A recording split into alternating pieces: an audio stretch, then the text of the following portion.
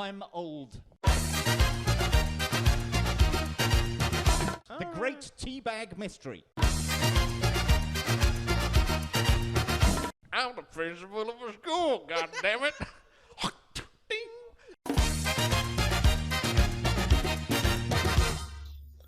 They came like a bolt out of the blue to discuss everything in geekdom. Ladies and gentlemen, it's time for the attack of the 50-foot nerds.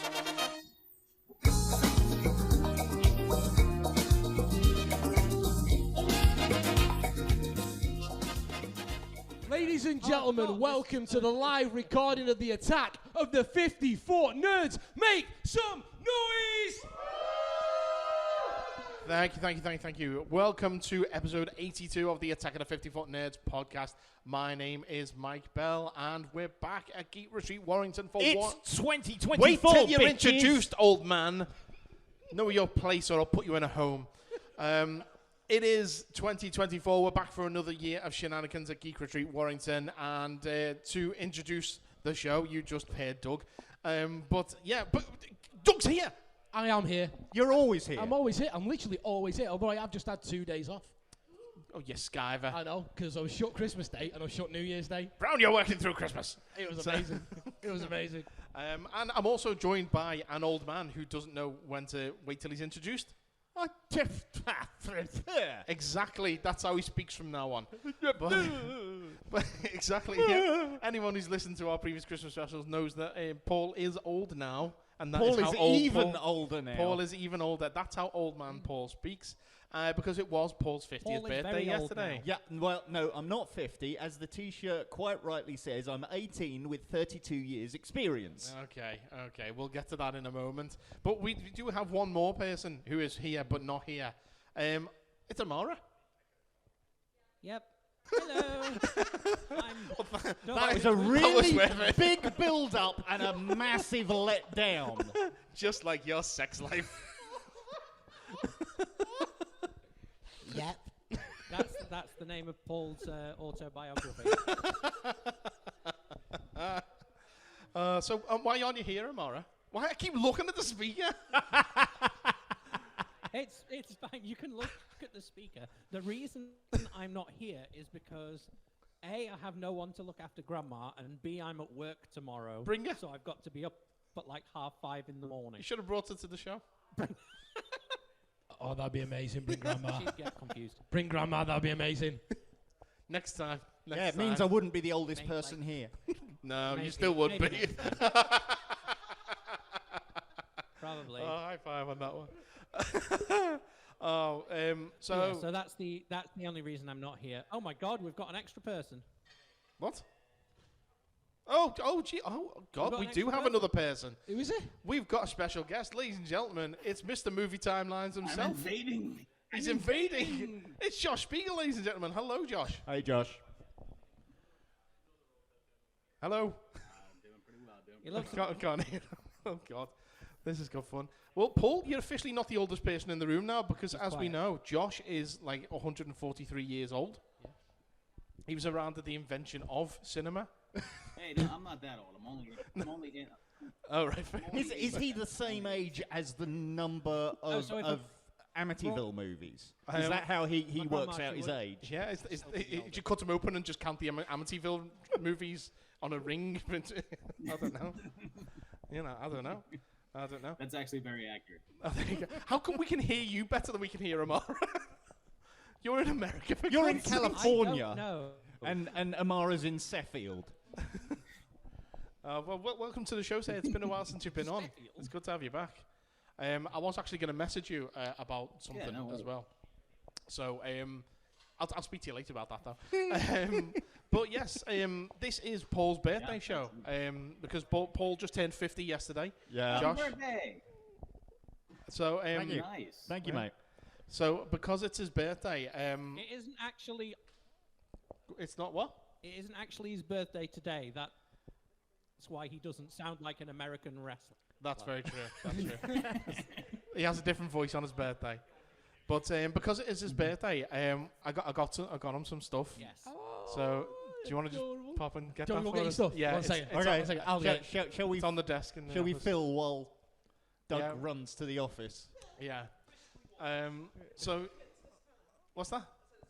It's not the kid. No, yeah, because you had a nice little surprise yesterday, actually, didn't you? Yeah, no. I mean, I had a really chilled day. We had to get up a bit early because Simone was going to work. So opening presents at like 6 o'clock in the morning.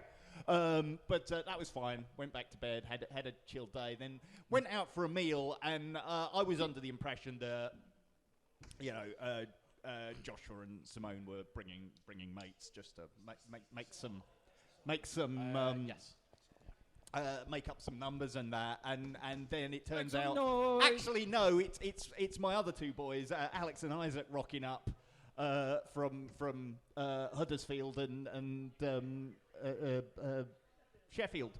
All the fields. Yeah, Wait, that was a so big you're- surprise. I you're- mean, it's been ages since I've seen Your two Isaac, kids live and it's the first time in I've the other two places seen I him am. since he'd been to university and gone full Yorkshire. I mean, so I'd never experienced him basically go, "Hey, bagum, bagum." He ordered a pizza last night, and it's a raw magnolia. Well, I've got your birthday presents here. So Right. first things first, you've got to wear this now. Okay, so I have a happy birthday dunce's hat. Yeah. Nice. They've got to keep that on for the entire show. There we go. It's very fetching. I've also Great. got you a badge, which He looks Which like a says, wizard. "I'm old today." Well, I was old yesterday. it was I'm even older today. It came with stickers, but it didn't have enough to put on there. So so you've got that. And then I've got your little birthday card, because, and cakes, birthday cakes. Cakes. So It's to Grandad. you can have some birthday cake. Is the birthday card to Grandad? Can't even put on a badge. You look feel like he amazing. had Look it. at him. There Look you at him. go. He's glorious. He's chic and suave, and It- other words that begin with S. It's Senile, fine, that's the I one. didn't get him So- anything either. Actually, chic doesn't begin with S. Okay, so holy moly, you're old. Yeah, it actually it's supposed to say you're how old, but he's just scrubbed it out and said If you can it's see you're that. old. There you For go. those of you Yeah, on the video version for Patreon. you guys on Patreon who are Yeah. actually seeing it. There you go. So to Paul, happy birthday, happy 50th to the best brother I never had. Love, Mike, Danny, and Elise. That's brilliant. Thank you ever so much. You're very welcome, sir. I You've love got a that. little Reverend Mole. Reverend Well- Mole. Holy They moly. are all gorgeous and lovely presents, but Geek Retreat Warrington got you something as well. Oh. And it is a little bit more practical. Oh, my. okay. Oh, I didn't even Go know on. about this. Oh, okay. Whereas my gift is just not being there to steal your wife. Oh, I did know about this. Oh, Sorry. fucking- No. And if you want to know what they're laughing at, it's £1 on Patreon. I'll turn the camera. The pictures I'll be taking of him later. Oh, fucking hell. You cunt. Right. Nice. Happy birthday, bro. Thank you, Doug. There you go. Jay, Dad. Doug. Oh, right. Is that a fault? I'm supposed to be the one who has problems with his hearing, not you. Shut up. So. Ah! Yeah. So what did you get for your birthday, Paul? Oh, shitloads of stuff. I mean, Cat's been working on this for more than a year. Since he was 40. Yeah. Are you fucking listening? Do you know what? Danny's been threatening to get me 40 presents for my 40th later this year. I'm just like, you But, don't even need to get me anything. I don't Yeah, care. I mean, I've got lots of booze. I've got lots Boo! There's another one. You got lots of chocolate. I got T-shirts and I wish I you know, got undies boots and for socks. my I got a birthday. really rather fetching pair of Converse, which Oh, boobs. we've got Actually, another they're nice. guest. They're class, then. Ah, it's class. Another guest who's who popped else? in. Who else is popping in? When it finishes buffering, we will Oh my have God. another guest. Where is he? There he is. Hey! It's friendly neighborhood Uncle Raven. Pete. Yay! The whole Uncle gang's Pete. here. I love Uncle Pete. remember I love you too, Josh. Is Josh still Californians there? are coming. Yeah, he's still there. Yeah. Sorry, I've never even met. Let me see Josh. I've never even met Josh. He's got a YouTube channel. He puts I up know, at but least I've 2 videos a week. yeah, How have you never but seen him? I don't, and I've never actually met. He's done a fucking movie, and how have you not seen him? I've not seen. We've never met. We've never done this. Well, fair He's enough. never been on him before. Hi, mate. You okay? Ignore him. We do. Absolute treat I'm to meet you, doing very well. You? Uncle Pete. Always a pleasure, sir. Right, I'm gonna go back in my corner now. Get back in your box. I Doug. can confirm Josh is a real person. I've met him in real life. Yes. Yeah, he lives in your basement, doesn't he? Although I could very easily, Well, true. Who We've knows? not met either of you in real life, though, so maybe that's just the AI, like... Yeah. To be fair, I've only Maybe ever met them itself. through a Just computer a screen matter of myself. You know, it's not like Dun, Uncle dun, Pete dun, pops dun. around for dinner. I don't know. I wish he would. That'd be cool. Exactly. Anyway, so back to what you got for your birthday. I've now completed, thanks to Kath getting the 12 that I didn't have, the Doctor Who complete history part work. Oh, So I right, had okay. most of it. Yeah. But there was like a dozen that I didn't As have. if you so- needed to fill in your knowledge on Doctor Who. Yeah, but Yeah. so Kath's basically been trawling eBay over the last year, desperately trying to fill in that gap and the gaps, and managed to finally sort that out.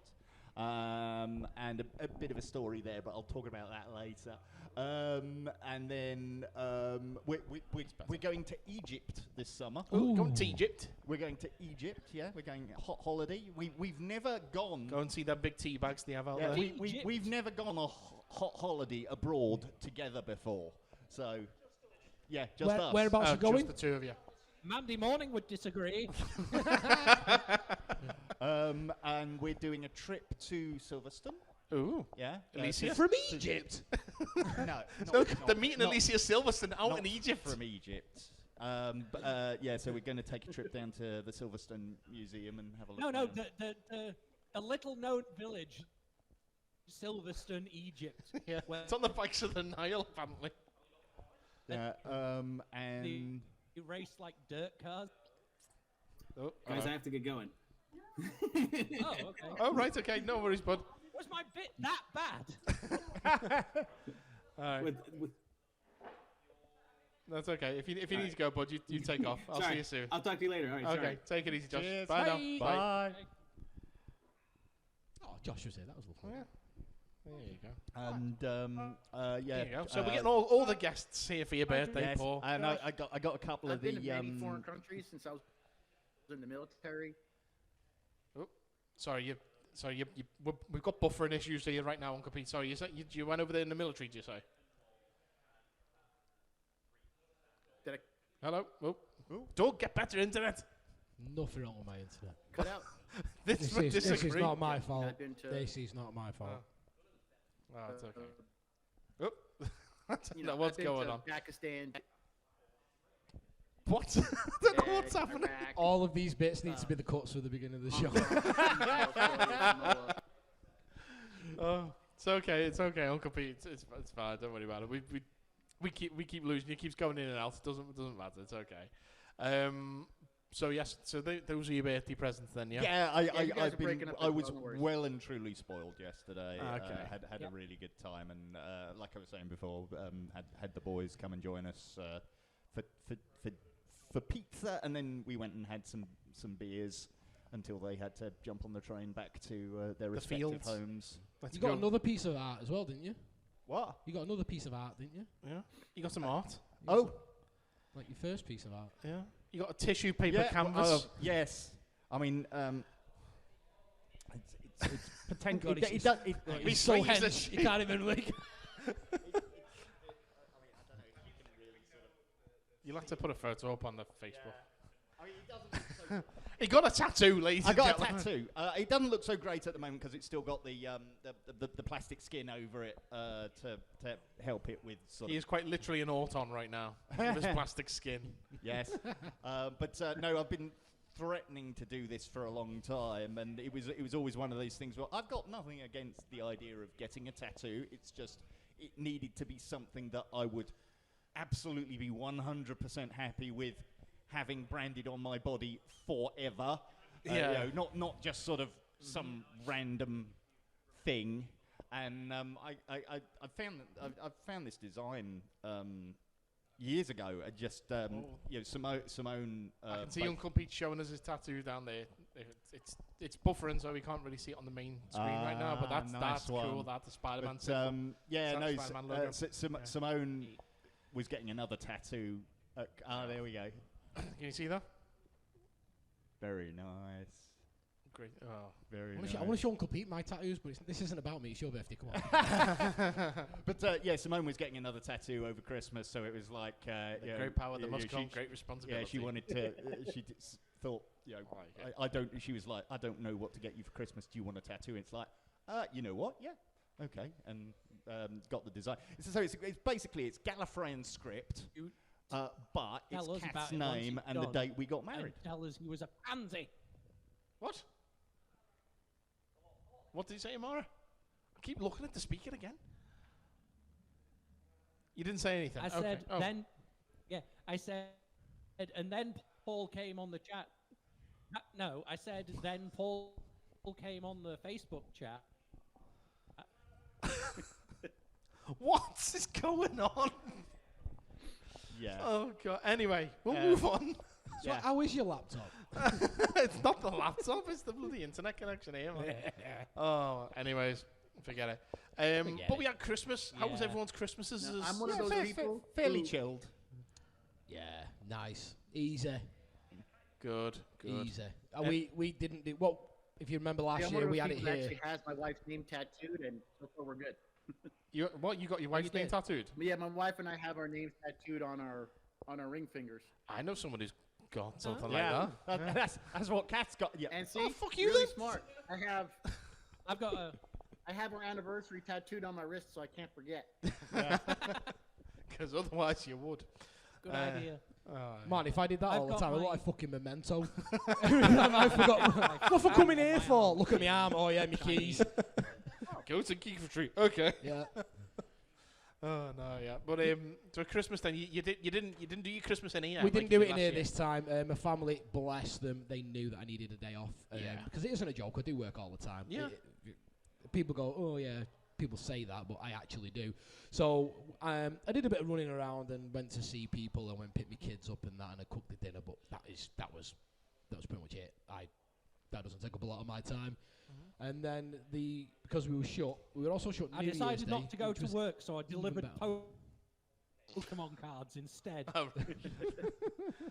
You're not You had getting a to Christmas catch them card. all first. as well. I know, it was a nightmare. There's no fucking long grass anywhere this time of year either. So, That's why there's never been a Pokemon game set at Christmas. yeah. You just see them all, wouldn't you? Because there's one. That was easy. Just see a Snorlax like this. Just chucking snowballs Not at it yet. instead. So we were shut Christmas Day, we were shut New Year's Day, and on New Year's Day I literally did nothing. I didn't have anywhere to go. I turned all the alarms off, and if I'd have woke up on the second, I'd have been made up, but I didn't quite get there. I made it to midday. I've done that before, mate. Yeah. But yeah, what about you guys, Christmas? Mine was a bit of a busy one. I don't know if I mentioned it last time, but I had 4 Christmases. I had. That's just fucking greedy, that. Well, it's not my fault. It's just family, innit? So Christmas was on the Monday. So on the Saturday, we got to see Danny's side of the family. Went to go give them all their presents and stuff.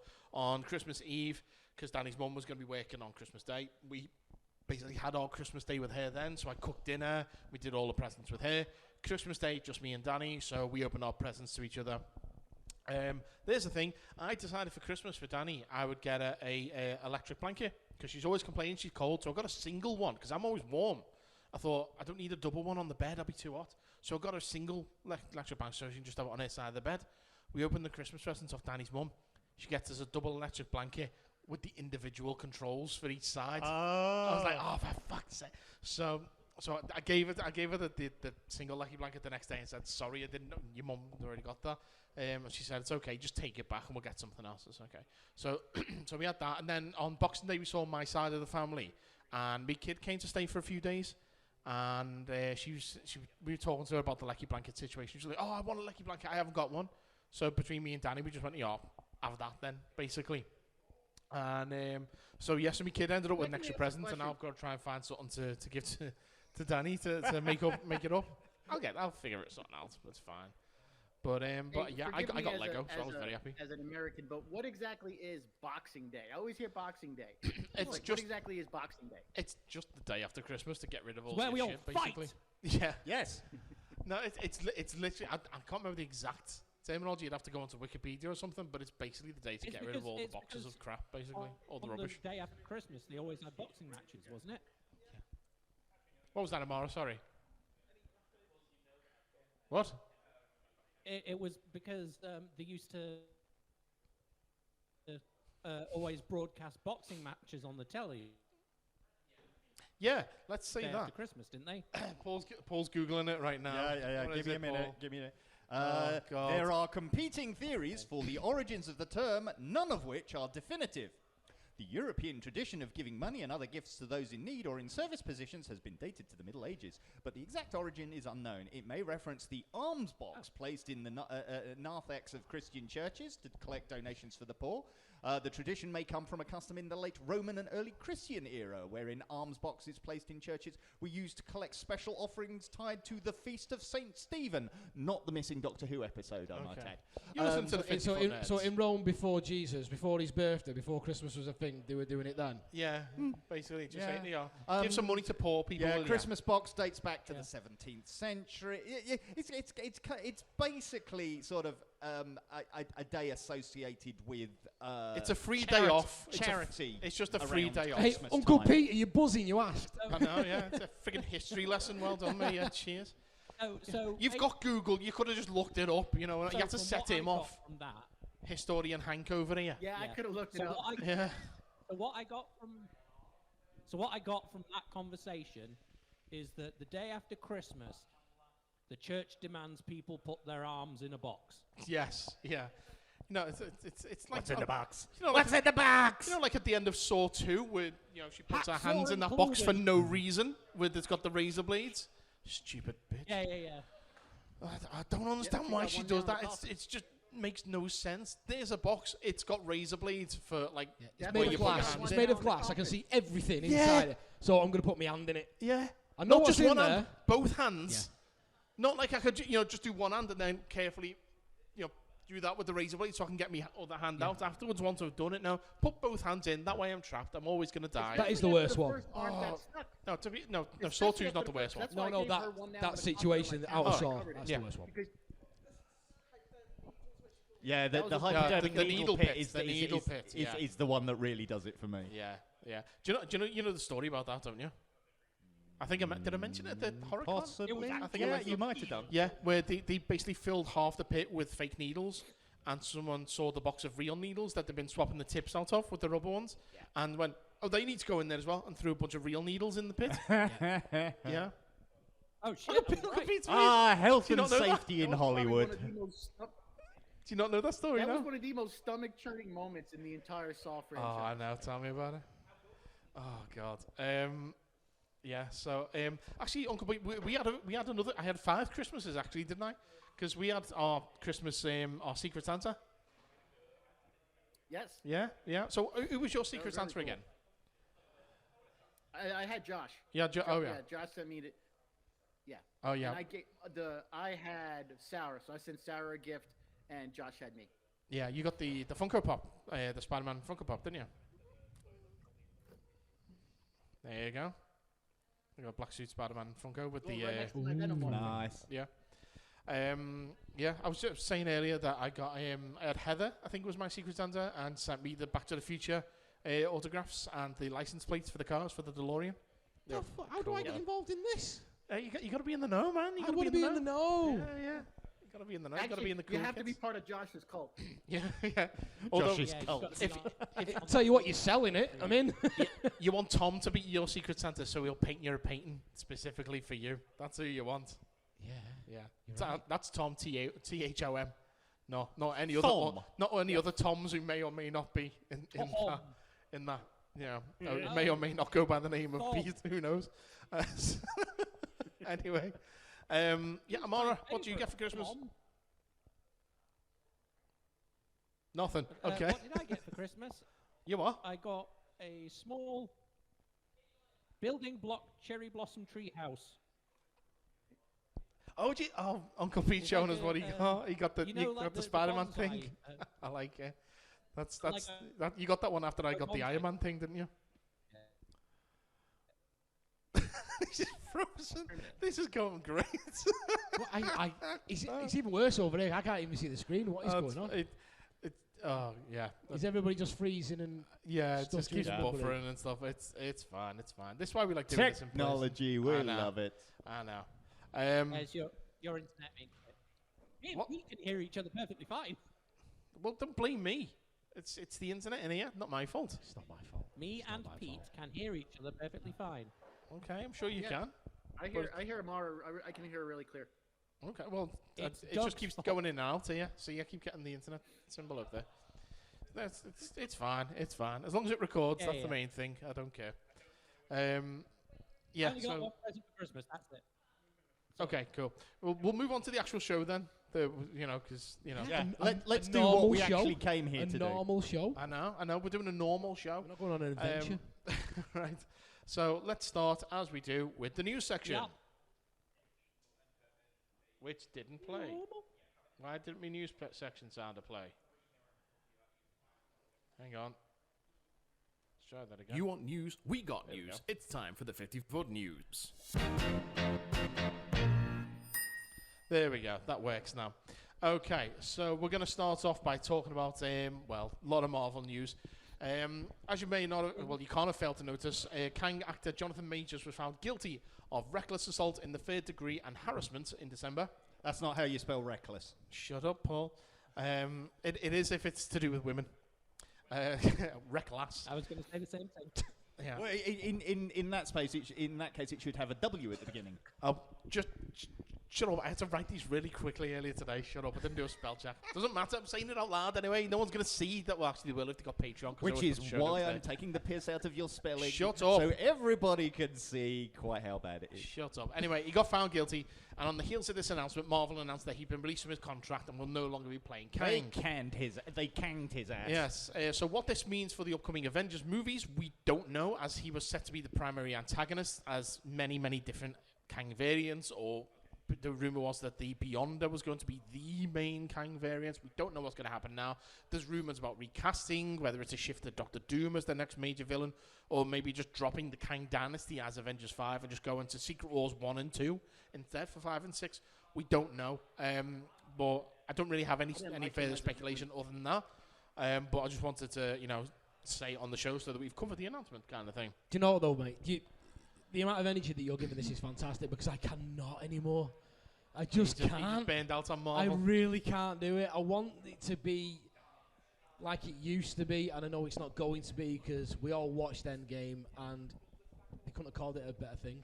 I know. And Endgame is a perfect It ended. full stop on the It's- Marvel that's universe. it. but They should have give us a rest. The TV has been good. yeah. We are But none of it's basically been going to get a great. year off this year now because obviously we aren't. we're getting Echo this month and we're getting Deadpool 3 Well, and that's it. I'll get onto Echo and Deadpool in a bit. Deadpool 3 is going to be the biggest movie of the year right now. It's Word. got a lot yeah. to live Oh yeah, Deadpool's going to be like huge considering to. who they've got in it. Deadpool right now makes me a little bit nervous. On Was that? I've done something. Have you here, broken something? I might have done. There we no, go. I was just saying how Deadpool 3 I think is going to be the biggest movie of the year. Yeah, absolutely. Oh, hang on. What's this now? Oh, Josh is back. Oh. All right. He's back in the room. You're right about Endgame, because I think with Endgame was so good. They hit such a high mark with Infinity War and Endgame. Now they're trying to live up to that, and the only movie that even came close to having the same heart as Endgame and Infinity War was Guardians of the Galaxy 3 Yes. and yeah. No Way Home. Other than that, Yeah. everything has been a meh Yeah. at best. At best, everything else has been a meh except those two films. Yeah, I mean, I enjoyed Doctor Strange in the Multiverse of Madness, but it wasn't like the best Marvel movie post Endgame by any stretch of the imagination. I still haven't seen the Marvels. Yeah, and me either. I'm just waiting for that to I drop on have. Disney I Plus didn't like now. how they nerfed it. I didn't care in Doctor Strange. I didn't care how they nerfed the Illuminati. Yeah. I mean, I was just like, Well, come on. I think we had It's that discussion Illuminati. time. Was that what you all spoke over each other then? So we're talking about Marvel. Is that what? Yeah. Yeah, we're talking about Yeah, how Marvel Kang's is- been cancelled. Since Jonathan Majors has when he was found guilty, basically how he's been let go from his contract. Yeah. So we were just kind of speculating on what's going to be happening. What I will say is, I feel as if No, go on. I mean, in terms of like what's going on with the whole MCU right now thing, I don't personally feel as if the quality is dramatically lower than it was in like some of the earlier instances. I don't think that, say, Shang-Chi is worse than Iron Man 2. No, it's a decent movie. yeah, even love- Iron Man love 3. Shang-Chi. I don't even think Love and Thunder was the. Yeah, Love and Thunder was. I'll- It's not great. It's Take Love and Thor Thunder 2 over level. Yeah. Dark. What is going on today? World. And even the Marvels was fine. I mean, as if it could have. It wasn't. It's not. I'm going to say, I'm looking forward to finally seeing the Marvels movie. because Certainly not a bad I film. really loved Ms. Marvel. I think the situation we're in at the moment is the TV stuff is, in some respects, better than the movies. I really love Some She-Hulk. cases I agree. Some cases I completely disagree. I really love She-Hulk. I thought Falcon and the Winter Soldier was a brilliant piece of television. I think Secret Invasion is maybe down there. Yeah. It wasn't great, but it was all right. There's too much filler. That's the thing. They're writing movie-length stories and padding them out for TV. Yeah. And it's Yeah. losing something. And they're doing it in the cinematic formula of like, okay, we'll shoot everything first, then we'll go back and do reshoots. Why don't you write your damn thing first, film each individual episode, check them as you go along, and then if you need to do reshoots, that's fine. Just you can course correct along the way. You don't have to wait until you've got everything in the can and then go back, because then you end up with a situation like Daredevil where you canon basically 90% of what you've already filmed. Just go back and do it as an actual TV show, not a movie that's cut up into 6 sections. With the TV shows, for me personally, because I I'm didn't. not the biggest fan of. Sorry, go on. I'm not the biggest fan when every TV show has to lead up to a movie. Everything is setting up something else. Not Nothing necessarily. is standalone. Phase 1, Phase 2 of Marvel, there were standalones. Like a movie could stand by itself. Now it's like, oh, this is setting this up. This is setting this up. Like at the end of She-Hulk, it was pretty much setting up World War Hulk. Hey, this is my son Scar. It's like they're trying to connect everything instead of just focusing. Let me make this good and then write the next. Yeah, no, I completely agree with you on there. Well, That's and where also, Iron Man 2 fell down, because it was too much world building within one movie. You just let your movie play, do a little couple of, dot a little few things here and there, but don't focus the majority of your movie on your world building and then put your plot in afterwards. You need to do it the other way around. Yes.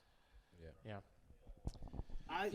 Well, 2 things really quick. One, to be fair to Falcon and the Winter Soldier, they kind of had to do those reshoots because of the pandemic. Yeah, of because course. the original plot line had to do with a virus, and also then when they did when they were reshooting everything like that, they were under the quarantine pandemic rules, whatever like that. So they had to change a lot of their focus of what they were doing. So to be fair to that show, even though I completely agree that would have been a fantastic movie, Yeah.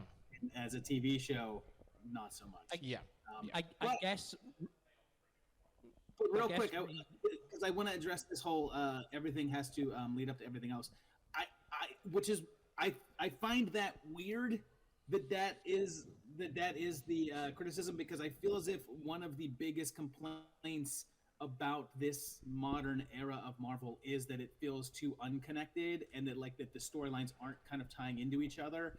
Like Shang-Chi sort of hinted that it was going to be play into all of this, but then you've never seen him again afterwards.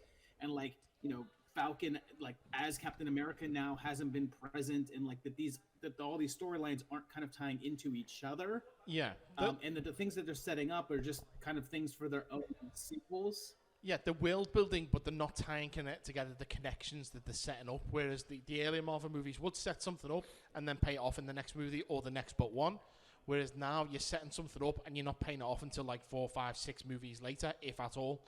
You know, it's like if you look at the end of the original Incredible Hulk movie, where you had Tony Stark going in and seeing Thunderbolt Ross, that was technically never followed up on.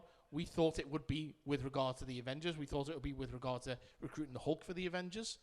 But if you think about it, that was never actually gone back to it. The only time it's ever really been touched was in the comics when they did that Fury's Big Week, where it was actually... No, it wasn't even that.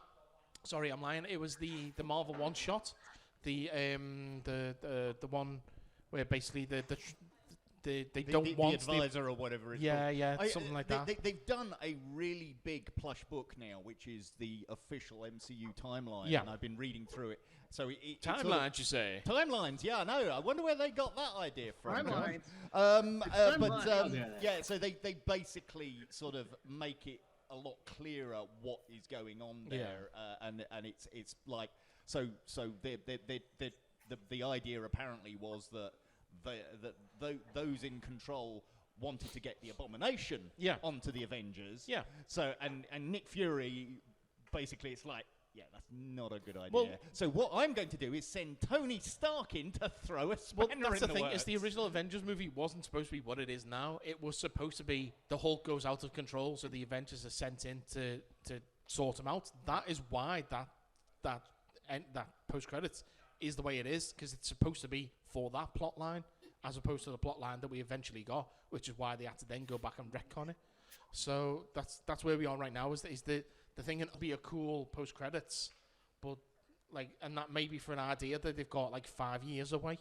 So even though we're not seeing the connections right now, doesn't necessarily mean that there won't be connections at some point that will make sense. Well, but I disagree in as much as I think that they shouldn't have connections that far away from each other. Like they introduced Hercules at the end of Thor: The Love and Thunder. Yeah. We're not going to see him again until whenever. We don't know when we're going to see him again. The only time, unless you watch Ted Lasso. Well, yeah. But the earliest that we could possibly see him is maybe Secret Wars, and even then, that's a maybe. We don't know. So they're setting something up for years. See, here's the thing. I'm so far less concerned with that because honestly, all of those setups are literally post-credit scenes. Yeah. So if you walk out of the theater when the movie credits start, you don't even have to deal with that. You don't have to worry that Harry Styles will be in the MCU at some point.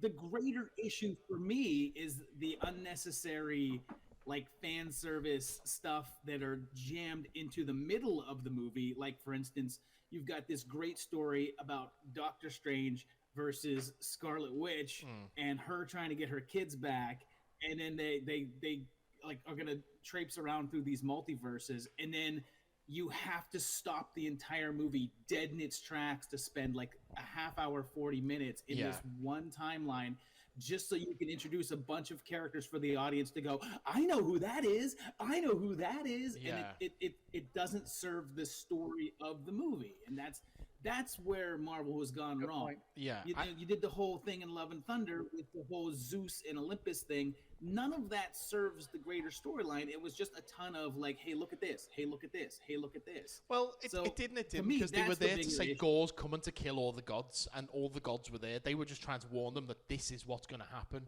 But then you had all the extra stuff that came on top of that, which was unnecessary. Or you didn't even need that pantheon of the gods thing. All you needed to do was say, I tell you what, who might be good to go and see, who he's probably going to go after next. Zeus. Let's go to Olympus. That's all you need to do. Or as we call him, Stavros. Hello, I'm Zeus, everybody, peeps. He's old. I guess one of my criticisms is, and I only say this because I'm such a, I got thousands of comics. Josh has touched my Daredevil #1 and my Amazing Spider-Man. Is that what you call it? Josh, touch what? Well, I think it's That man has no fear. Thor the God Butcher was only maybe in the last 10 years for Thor. I think they go too, I don't want to say too obscure, but they pick storylines that I don't think there's better storylines they could put in a live action other than Thor the God Butcher. Yeah. And stuff like that. I just think there's better stories that'd be more suitable for a live action movie. Yeah. Well, I see, but I think that Gore the God Butcher is a pretty good story. Oh, it's a great Unfortunately, story. we didn't even get that story. How many gods did Gore butcher? He I don't butchered know. them We all didn't off see It them. was screen. nothing like And the comics. It was just Gore the God Butcher as far as the name. It was just He butchered a nothing bunch like of gods that off screen and trade then was went woo to some children for 90 minutes. That's all he did. Yeah. Well, we'll move on to Marvel movies that are still coming up. There's too much sidelining. Yeah. So as I mentioned there, we're going to What's go on that? to a Marvel movie that's coming up now. Is we've got the Thunderbolts, which is talking about movies that are all going to connect together. We've got all the various villains coming together for their own Marvel's kind of Suicide Squad of it all. And Stephen Yeun from Walking Dead was supposed to be playing the Sentry, and now he has dropped out. Yeah. It was announced this week. Apparently, it's to do with the filming having been pushed back due to the SAG strike. He's now got a clash of commitments. Strike is a bitch. We'll see how that's just your general kind of like, oh no, I can't do it now. We schedule on conflict. Imagine having that much fucking now money. people are pushing for the guy You to can just play turn Jack around to Reacher Marvel and go, to nah, play I'm Sentry. alright, mate. Thanks. I'm busy. I've got something to do on Wednesday. Sorry. Yeah. Nah. So I mean, who are we gonna get for a new There's rumors to Sentry get the now? guy that plays Jack Reacher to play Sentry because he's Yeah, a big, I was going to say huge Alan blonde guy, Richardson is somebody Well, who has been suggested. Funnily enough, I read about Alan Richardson this week. Apparently, he's been out there campaigning for the role of Batman. yeah, in Brave and the he'd Bold. really like to play Batman. I mean, that would make his third DC hero, though, Yeah, because he was he's- Aquaman in Smallville he's Hawk. and the Amity Reef pilot. Yeah, Was he he in did. He did a pilot Was he for the an pilot Aquaman guy? show. He Okay. was, yeah. And then obviously was he was different he guy. was Yeah, he on was the CW. he was Hawk of Hawk and Dove in Titans. Yeah. So yeah, Well, the big two names for Batman right now in that movie is Alan Richardson and Jensen Ackles. He wants to play Batman as well. He wants to play Batman for years. see, yeah, because he's another. Yeah, but he's played him on animated, I believe, as well. But Yeah. he did the voice on a couple of the animated movies. I thought you Um, said Alan Rickman, and I was like, it's a bit late for him. Hello, That's what I heard too. I'm like, Alan Rick? You know, Alan Rickman would have actually made a really good Ra's al Ghul, wouldn't he? I am the vengeance. I am the night. I am looking for my detonators, McLean. So who knows? But yeah, anyway, yeah. So who do we think could take the Sentry? Do we think Alan Richardson is that general consensus? Is that who we want? Or do we want Alan Rickman back from the dead? It's just another. I like Alan Richardson because Cena. I think he's got the John Cena. physicality Yes. because what he does in Reacher, the way he beats the ever living crap out of everybody. So Yeah. he's really well trained in that, and I think he's got the good size to Yeah. play. He's to a play Bruce perfect Reacher. If Wayne. you've ever read the books, he's spot on. Yeah, Perfect. I'm I really think he can enjoying come off Reacher. with We've charisma. been watching Reacher, and I'm really enjoying Reacher. Before Richard, I He can wanted play Thomas Jane, Bruce but he's too Wayne, old. And I can see him as Batman. I can see him doing dual roles. But you've seen Barbie, right? Yes. Yeah. So Cena never seen with it. that long hair. That's basically Sentry. Nah, let Henry Cavill do it as a massive fuck you to the DC. Oh. But Latest bitches. No, but that's be make him Hyperion. blonde. But make him blonde. If you're gonna bring Henry Cavill into Oh, the MCU, it's yeah. got to be Hyperion. You've got to bring in the Squadron Supreme and have him as Hyperion. Yeah, because I heard they may get Henry Cavill as a Hyperion is good because he's Hyperion is Superman. Yeah, exactly. It's That's Henry Alien, Cavill would be different perfect. world, destroyed. Hyperion is Superman. Yeah, that's what they should have had in Multiverse of I guess Madness. that's the question. I guess that's the question that I have: are people really chomping at the bit to see Sentry anyway? Like, is No, not there at all. any No, not really. actual To be fair. Sentry fans? I am. I have all his appearances, his first appearances, because he was just a character I kind of liked. Millions. I got into him with Dark Avengers run. When I was reading that, I fell in love with his character. But I'm a comic nerd. Like I said, I think you and I were talking on a Discord. You go ask 1,000 people out in the world who's Sentry from Marvel. They're gonna go, huh? Exactly. As They're if only you putting him went to a town the centre Thunder- and said, "Who's Spider-Man?" Well, they'd say, then "Oh, it's to Peter stop Parker." Uncle Pete from showing up at the studios. What? The problem with putting Sentry in a movie is literally the only thing interesting about Sentry whatsoever is his relationship with the Void. Yeah. And the fact that he is also evil. Yeah. And unless you're tapping into that in a movie, like I don't need to see blonde Superman. Who cares?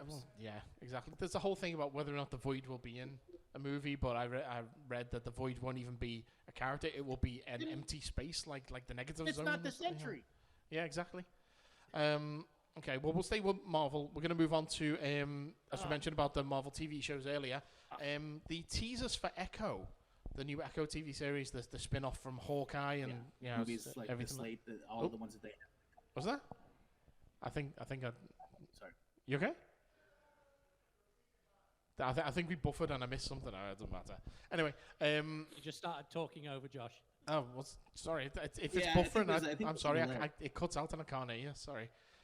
But the Echo TV series is coming out, and it's okay. connected to, we've got the Kingpin's going to be in it. It's Vincent D'Onofrio, who was in the Daredevil TV series. He's back. It's got Echo, who was in Hawkeye. And one of the big talking points since Charlie Cox came back as Daredevil, since Vincent D'Onofrio came back as Kingpin, is are those Netflix TV series canon to the MCU? And apparently the answer is yes, because there's trailers come out for Echo now which show footage from Daredevil Season 1, play audio from Daredevil Season 1. So at least that season is canon. And if that season's going to be canon, and we're going to be bringing in the Punisher in the Daredevil TV series, that means Season 2, presumably, is canon as well. So does that mean the entire Defenders arc, including the god-awful Iron Fist, From are what I they heard, all yeah. canon as well? Who knows? I think Jessica Jones and Luke Cage are excellent casting. I love the casting for those two roles. Jessica Jones and Luke. Yeah, Daredevil, the Punisher, Jessica Jones, and Luke Cage, they're all perfect. Look. Iron Fist, not so much. Iron Fist is Joe Look, I'm Grant's going to be grandson. perfectly honest with you, and Go on, mate. I think that I'm going to be perfectly honest with you. I think that the best possible thing that Marvel could do is not even acknowledge any of that canon. And That's not- what they should because do, but let's face it, the biggest issue that Marvel is facing right now is they have too much stuff.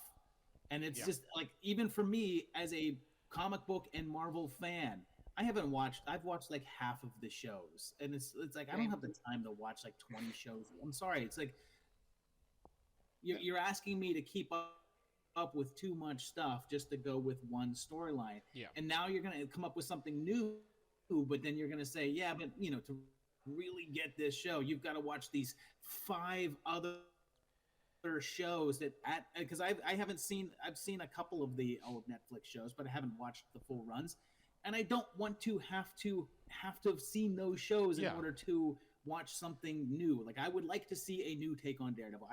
I'll be honest with you, and this might be unpopular, I don't care about the old canon. Give me a fresh start. well, we'll see if Ben Affleck wants to come back for you, mate. Well, you've only got one bit of homework to do. And the guys we know at Nerd OD, they did some filming at the last Wales Comic Con, and they were going around giving Christmas presents to people. Yeah. And they went and gave a Christmas present to Charlie Cox. And he opens it up, and it's a DVD of the Ben Affleck Daredevil movie. It's brilliant. Well, I mean, I think I agree with you. There's too much homework needed these days to watch these movies. It's like, if Marvel, when they were putting out like 1 or 2 movies a year, you could keep up. When that got up to like 3-4 movies a year, that's a bit too much. And then you've got to do all these TV series. I totally agree with Josh here. I think what they should do is, if you're going to do TV series, make them either just in their own separate part of the universe that you will confirm will never connect to the others. Like Moon Knight doesn't really connect. I don't need to see that to watch anything else that goes on. No one's told me that Moon Knight's going to be in any upcoming movies or anything like that. So it doesn't matter if I don't see it right now. It's either a case to me, you either say, they're over there, they're never going to connect, you can watch them if you want. Or you can say, okay, we're making live action TV series, but they're in an alternate universe. So again, that's never going to connect. Or just do animated series, which are going to connect. That's why I think the upcoming Spider-Man animated series, the upcoming X-Men one, and What If, and the Marvel Zombies one, and one that we're going to be talking about in a minute, that is all good. Stay animated for Disney Plus. Keep the live action shit in the movies 2-3 times a year if you must. I think that's the best way to go. Everybody else on the podcast today is in some. You guys have been doing media for years and years. I own a shop, so I am the guy who is literally the Joe Public for all this. And TV shows for me all my life have been some sort of origin. It's been you fall in love with a character, and those characters keep you watching it. With the Disney shows, the characters you already know, so you've already made your mind up whether you like them or you don't. I think is with the TV shows as well is you watch those 6, 8, 10 episodes, whatever it is, with a Marvel show, and you've got your self-contained story, but sometimes they don't have an ending because you don't know if that character's going to get a season 2 or continue on into the movies or just never going to be seen again. There's no closure with a lot of it. I'm constantly thinking all the way. That's how I felt with She-Hulk. Exactly, yeah. We don't know what's going on with She-Hulk. I like She-Hulk. Yeah, that was a great show, and I love Tatiana. It was comedy. I can't remember her last name from Orphan Black. So I like She-Hulk, but it felt like the ending was just like a little. Yeah, like it didn't like. Is that it? Yeah, we don't know what's gonna. It's just like, hey, here's Bruce, and he's bringing his son. It's like, okay, will that amount to anything? We don't know. We can assume so, but I don't want that to be the ending to She-Hulk's story because that's not She-Hulk's story. That's Bruce's story. Don't care about that. Just let me resolve the issue with She-Hulk. That's. And it didn't resolve anything with the villain getting her DNA sample. It didn't. It did, and then she just went, "Nah, this is too much." Yeah, she went, "This is too much," and then just decided to rewrite everything herself. So it basically negated the entire 6 episodes that had come before. Yeah. But saying about Disney TV shows, Disney animated series, we heard back a while ago that Ryan Coogler was going to be working on a Black Panther TV series. Now we know that it's going to be a animated series called The Eyes of Wakanda, and I've actually written in the show notes here that it's basically going to be focused on the Dora Milaje. That's wrong. I've actually done some more reading since then. It's actually going to be based on the War Dogs, which are the basically these outside world special forces of Wakanda, like Forrest Whitaker's character when he was a war dog. We see in. I think is it in Wakanda Forever? The Lupita, not Lupita Nyong'o, the Danai Gurira. Yeah. She's out doing stuff. She's a war dog. So yeah, it's basically like you've got the Dora Milaje, which are the Royal Guard. Their Secret Service. It's their Secret Service, yeah. They're MI6, if you will. Yeah. So it's going to be all about them going out in the world, looking for people who've essentially stolen Wakandan tech, vibranium, and trying to take it down. It's basically like what they were doing with Claw in the first Black Panther movie. So that's what it's going to be about. It's only 4 episodes, apparently. But at the same time, as they announced that the Spider-Man freshman year and sophomore year TV series have now had a title change. They're just going to be known as Your Friendly Neighborhood Spider-Man. I won't say Uncle Pete then. It's just going to be called Your Friendly Neighborhood Spider-Man. Uncle Pete's doing copyright. Oh no, wait, no matter. I think they did it first. Yeah. So there's that. Continuing with animation, there was an interview. I remember the first time I used. Sorry, go on. I remember the first time I used Your Friendly Neighborhood. It was one of Josh's early dead lasts when I was on it or something. He was doing like the guest spots for one thing. Yeah. And he's like, "Hey, how do you want to be introduced?" I was like, "Your Friendly Neighborhood Uncle Pete." So Josh was the first one to call me that. There we go. Secret origins. There we go. So staying with Marvel Animation, I was in an interview with What If director and executive producer Brian Andrews this week, and he was asked what wild ideas they'd had for season 2 that didn't make it in, and he confirmed that a Marvel and Star Wars crossover episode had been pitched, but was immediately shot down by Disney. And he said apparently they've even tried to put in tiny little Easter eggs to connect them, but every time they spot on them and go, "No, take that out." But there has been one Easter egg that remained in one episode, and they've not took it out. It stayed in there, and it was in season 1. So we've actually had an MCU Star Wars crossover confirmed for well over a year, but no one knew. And there's a quote here. I need a voice. What quote? What voice can we give the guy? Vader. Okay. We did sneak in a TIE fighter. Jesus Christ. I can't do James Earl Jones. Plus, I don't think I'm allowed to do James Earl Jones. Let's go for let's go for my favorite. Just do my favorite. Go Just Rocky. just do the Joker. You want me to? Jay. Yeah. We did sneak in a TIE fighter. I don't think anyone will be able to see it, but in the shot when Star-Lord T'Challa runs in and there's spaceships all around, in one of the shots when it goes by, it's maybe motion blurred, but there's a TIE fighter in there. I don't know if you'll ever see it, but technically it's been painted. It's in there. So that's one we were able to get in. Yeah. Awesome. Yeah. So, yeah, that's the Star Wars crossover. So there is a TIE fighter on nowhere at some in What If Season 1. This is a new story that both Uncle Pete and Josh are gonna like. Steamboat Willie's out of copyright. Here comes the horror movies. If it's good enough for Winnie the Pooh, why not for Mickey? Well, exactly. As Steamboat Willie, and there's another silent short as well. Don't know the name of it off the top of my head. They're both out of copyright right now, and they contain the first appearances of that mouse called Mickey, which has meant that now they're out of copyright. People can use that Steamboat Willie era Mickey, not the classic red pants and white gloves Mickey, not later Mickey. But just that particular Mickey, they can use that in any way, shape, or form that they like, which has led to the announcement of 2 horror movies.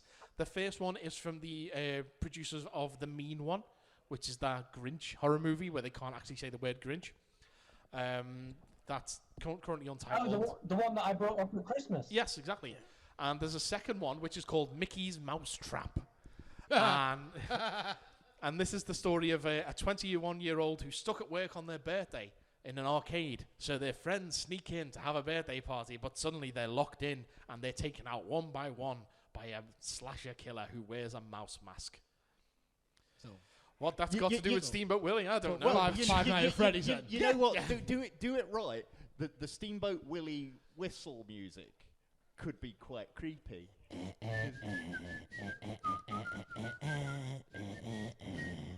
Yeah. No. Now, the main thing I saw Don't about look at me this, like that. That's just wrong. Stop it. Stop it. So I What, mean, what's the stipulation? the What's the main thing I rule saw for about for people to say right now it's anybody can use it? Right? it's to do with when things come out of copyright as opposed to when things come out of trademark. I don't know the It's not the legalities old of it all. wives' tale of it being X amount of years old. Then Essentially it's like 100 years, yeah. But it No, depends. it's 95. Well, in the 95, States. whatever. Yeah. 95. so the Grinch is 95 years. No, I was gonna say it's got to be. no, because they don't technically call him the Grinch in that movie, which is how they get round it. Yeah. Clever. But Winnie the Pooh, for example, that is based. The Blood and Honey is based upon the early stories where it's literally just Pooh and Piglet. Yeah. And then later Tigger has now come out of copyright as well, which is why Tigger's in the sequel. just come out of copyright. Yeah, which is why he's going to be in the sequel. Yeah, I mean, Yeah, there's people who can explain it better than me, why, but yeah. For example, the copyrights. If I remember right, it didn't used to be the copyright license for how long it is. Didn't used to be as long as using their law firms to litigate. Yeah, it used to only be like 35, 40 years or something like that, which is why there's so many Sherlock Holmes movies. Well, and stuff. it's altered over the years, certainly in the States, because of Disney desperately trying to keep Mickey they've Mouse lobbied for the laws in to copyright as long as possible, and it finally got as far as 95 years, and it's like, there's no way we're going to get it any further than that. So I was fully expecting them to do it this time as well. Well, yeah. Speaking of things that have been going for thousands of years, not copyright The main place I've seen this. Go on. I'll bring it up next show. If it's Okay. okay. Okay. Oh, okay. So the main thing I've seen about the Steamboat Willie stuff, Yeah. right, is the fact that the main way it came up on my radar was in gaming, because there's a bit more based around this. Oh yeah, there's that video Steamboat game Willie thing, Infestination. Your character is Yeah, I saw that. on a boat, and it's Different circles, isn't It's- it? yeah. Mine was porn. 'Cause originally, Just steamboat that Willie, didn't Yeah, you? yeah. Steamboat that Willie. Let's go. Choo Infestation choo. 88. Yes, that's one. Can you guess? I so- can't even hear half of what you're then- saying. I know. so- Do you know what? Okay. Can everybody else who's not here tonight Yeah, stop that's taking the kind of not- piss out of Paul's voice? It's his birthday.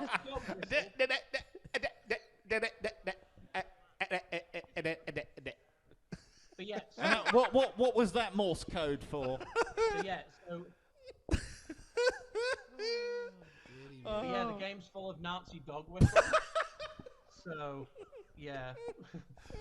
Anyway, The clearest thing I've heard all night from her. We'll talk about it more in detail next time. Somebody mentions Nazis, and we can hear that with no problem whatsoever. someone say Teen Wolf. What? So anyway, we've been talking about Paul being old. Something else that is. I'll talk Oh, about for it God's next time. We've been, we've been talking about Paul being old. Something else that is old is Todd McFarlane's plans to make a new Spawn movie, because it feels like he's been trying to do it for 1,000 years. Yep. It looked like it was finally going to happen once he got set up over at Blumhouse. Jamie Foxx was supposed to be involved. Like, I heard back in Exactly. Israel. Yep. But it still hasn't materialized. And this week, in an interview with comicbook.com, he's let out his frustrations. I've got another quote here, so I need another voice. So who should we do? For Todd McFarlane. Yeah, Rocky. Rocky. The other McFarlane should be Peter Griffith. Peter Griffin. Yeah. Mickey Mouse. Yeah. Jason Blum is one of the better ones at getting things done. They tell me, you bastards, I get to read the script this month. I can just see your confused. On the spot, bro. That ain't bad. Let's go. I'll be honest. Carry on. This doesn't sound like Peter. It sounds like that main character from the movie that Kevin McAllister's watching in Home Alone. Oh, well, I'm gonna kill you, you Uncle dirty Joe, bastard. Smelly, You filthy smelly animal. Ted. Now get You've been smooching with them all. Merry Christmas, you filthy animal.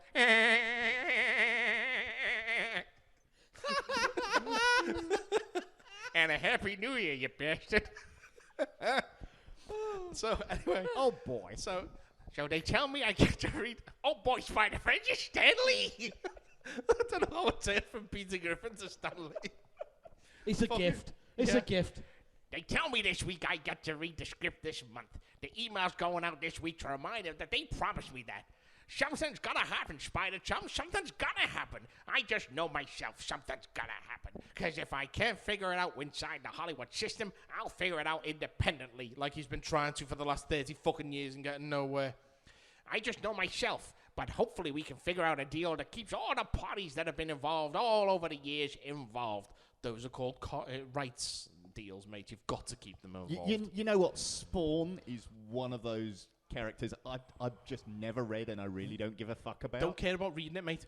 Watch the animated series. I've God, not seen it's that. so I've good. not seen the original movie. I just Doesn't hold up. Don't worry about the Doesn't I'm hold movie. up. really Yeah. not interested in Spawn whatsoever. I have number one.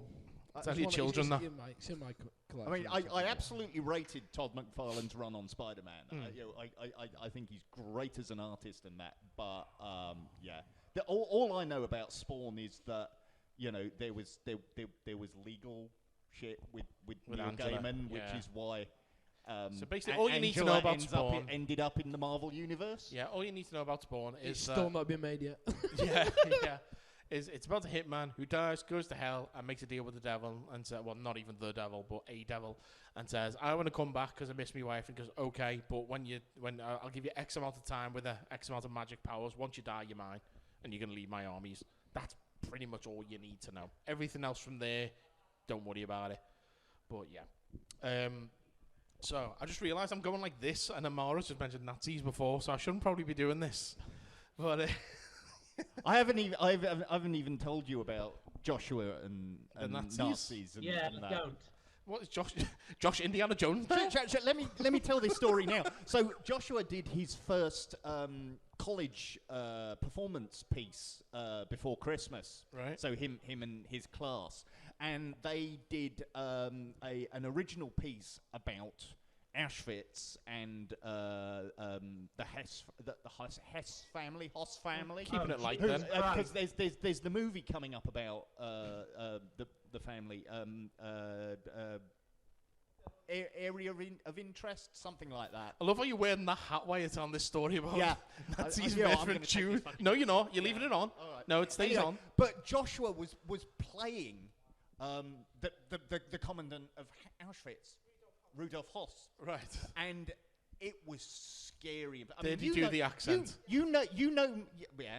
Josh, He did really, really well. He did a really. Welcome to Auschwitz. No. He wasn't that kind of camp Nazi.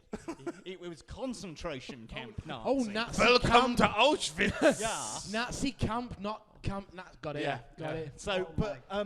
So, Joshua's playing the commandant of Auschwitz. You and can't see me right it now, was- but I have my face in my hands. it was really quite scary in places because there's this whole scene between Hoss and his wife, and I'm sat there thinking this thing that then comes up. The wife says it's like, you sound like him, because he goes full Nazi. He goes full. You never go full Nazi. He goes full Hitler. And I'm just a dude playing another dude, pretending to be a Nazi. I mean, you obviously you're going to big up your own kids, but We've lost Josh and Uncle Pete. Joshua is that good an actor. He was so good in. You'll believe a Nazi can fly. They were all really, really good. It has to be said. If he gets All too of those good, kids he's who are getting a doing sixth form at Lipper at the moment are really, really good. But yeah, that was a really powerful piece of drama that they put together, and Joshua was like the top of his game. Well, there. I'm going to do the strangest segue that we've ever done. It's not even going to connect. You know what's like Nazis, ghosts? Ghostbusters 3's happening. Ghostbusters 4, sorry, is happening. Yeah. I don't know where that came from. But images this week were released for merchandise for the upcoming Ghostbusters 4, which is called Frozen Empire. Are we getting spoilers from toys? No, not really. Oh, thank God for Not that. really. So there's pops for retaining characters such as Phoebe Spengler and Ray Stantz. There's a new ghost by the name of Pukey, who has a Funko Pop. Wonder what he does. We can guess what he does, yeah. The lead villain, his Funko Pop, whatever the thing is, has a name now on there, which is Garaka, is the lead villain ghost. The speculation that Garaka it could be come from the same universe as Gozer, could be related to Gozer in some way. So this could be some kind of revenge plot for finally taking Gozer down. What we do know, though, is one of the Funko Pops is about a mini Puffed who is on a hamster wheel. So could one of them have survived, and Phoebe or podcast or whoever has been keeping it as a pet ever since? Didn't I hear that? That's kind of cool. Didn't I hear that Slimer is Slimer's back. as Slimer's well? on the poster. Yep. Well, don't forget this movie now takes place back in New York. Yeah. And Slimer's from New York. I get a kick out of seeing the Firehouse, especially as I've been to the Firehouse. I'm still kicking myself that I never picked up that Lego Ghostbusters fire station when it came out. No, I wish I'd have got that. But I mean, that when I did that trip to New York and I spent that day just wandering around Manhattan on my own while Kath and the kids went off and did WWE stuff, it was a majority of Ghostbusters related locations. So it's like the library with the lions outside and Central Park, West, Spook Central Yeah. and all of that stuff. You just can't walk more than a couple of blocks before Columbus Circle, where Trump Tower is where the Stay Puft Marshmallow Man comes, crashing in, and it's like, what did you do, Ray? Well, you know, saying about like Ghostbusters and Gozer and all that kind Did he brick of the stuff. tower? What's that? Did he brick the tower? Sure, let's say. Of course he did. One of the things that me and Danny often do is when one of us is I'm up. asking you, Paul. Did I brick Never mind. Trump Tower? Tell her what she wants to hear. Just tell her what she wants to hear. Yes, twice. Of course I did. Twice. Cinder blocks right through his bricks. Yeah. One of the things that we do whenever either one of us gets up to go into the kitchen and we're looking in the fridge or something like that, if one of us open the fridge, one of us will go, "Is such and such in there? Like, is there any leftover? I don't know, leftover ham?" There is no ham, only Zool. We say that when we open the fridge. We say there is no blank, only Zool every time. That's awesome. Every time. We got any milk left? There is no milk, only Zool. Yeah, you're going to get well bored of that one, babe. That's happening, that now. She's not even listening. She's not even listening. There is no Monsters, Inc. Okay, me final piece of news that I've got is Hot offers fantastic performance as Bowser / King Koopa in the Super Mario Brothers movie. Jack Black seems to have declared that video game movies are the thing for him. So not only is he due to voice Claptrap in the upcoming Borderlands movie, he's now signed on to play Steve. That seems weird. Yeah, in Jason Momoa's Minecraft film. Now, while Momoa was set to star, be the main character, yeah, Jack Black is going to play Steve, who is the main character of Minecraft, the actual game. Okay. So Black's role's likely to be a substantial one. He announced his role by putting a photo on Instagram of him reading Minecraft for Dummies. It seems like he's just like, yeah, fuck it, video game movies, that's me now. Remember, he was in I believe he was in an advert for Pitfall back on the SNES back in the day as well. Yeah, Super Pitfall. Technically, Jumanji is a video game. Exactly, yes, yeah. So, sense. you know, yeah. Jumanji. So what other video game movies do you think Jack Black should be in? Ooh. They've got to go old ones. We've got to do, like, probably, do you know what? I reckon he should be a wrestler against Dougie the Mule. I think he should play Pac-Man.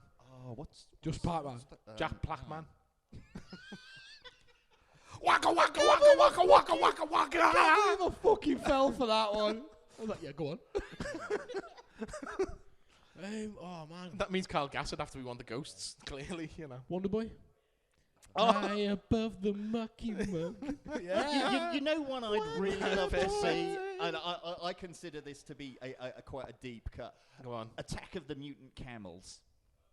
do you not remember? There was this British video I games love how designer. the silence before and the silence after mean that's going to be a perfect intro clip. So thank you very much. Attack of the Mutant Camels. So back in the early days of video, so you know, like your ZX Spectrums and your Commodore 64s and that, there was this video games designer by the name of Jeff Minter, and one of his games that was really popular was Attack of the Mutant Camels. Okay. And I think that's just a perfect, you know.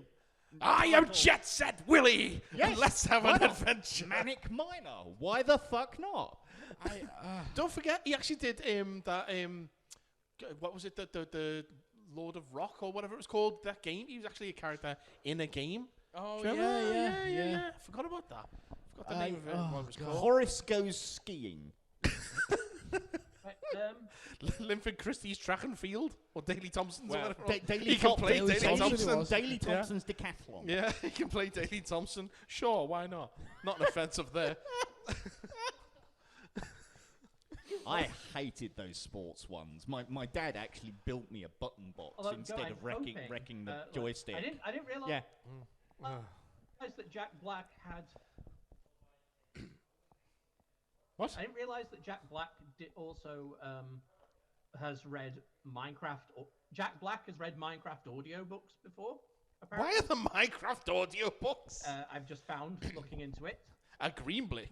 I'm trying to work out. I'm trying to work out what a Minecraft movie is going to be like. It's going to be a lot of squares, presumably. Does this mean that that's Catman is just going to be made out of Minecraft blocks? Let's hope they just surprise us like they did with fucking Lego. But you watch it Let's anyway. hope they go, yeah, Okay. To be fair, they made a Playmobil movie and that was not good. If you let me fair. finish. I love how you buffered in the middle of that sentence. Yeah. So the Minecraft book that I found out that Jack Black did one of the readings of is a story called Minecraft the Island, where it's about a protagonist who's basically a kid that plays Minecraft that wakes up inside the Minecraft world and is basically like, it's this weird existential, like, what the fuck, everything's square now. So I'm hoping that that's what the film's like, and it's this weird existential nightmare of this guy stuck in Minecraft. Tron. Oh, so will he have oblong legs? Yeah, so it's Yes, basically he could have Tron. long legs. It's a reference. Oh my god, I love it. I love it. Okay, right, that's all the news that we've got then. Well, news all I've got. I'm Let's going to move- ask a quick question while go you're on. talking about movies. Go on. I do have heard- a quick I've Q&A heard- section at the end, just I've heard a remember rumour. No, Yeah. but I just think you guys might Okay, know alright, this, so you can just put it to bed now. Okay, yeah, cool. Last Starfighter? Yeah. Apparently they're doing a remake at some point. It's happening, isn't it? So presumably, yeah. Okay. Yeah. Right. Don't I'll wait for you to tell me the news. I don't know any more about it, but I just know that apparently there's rumblings.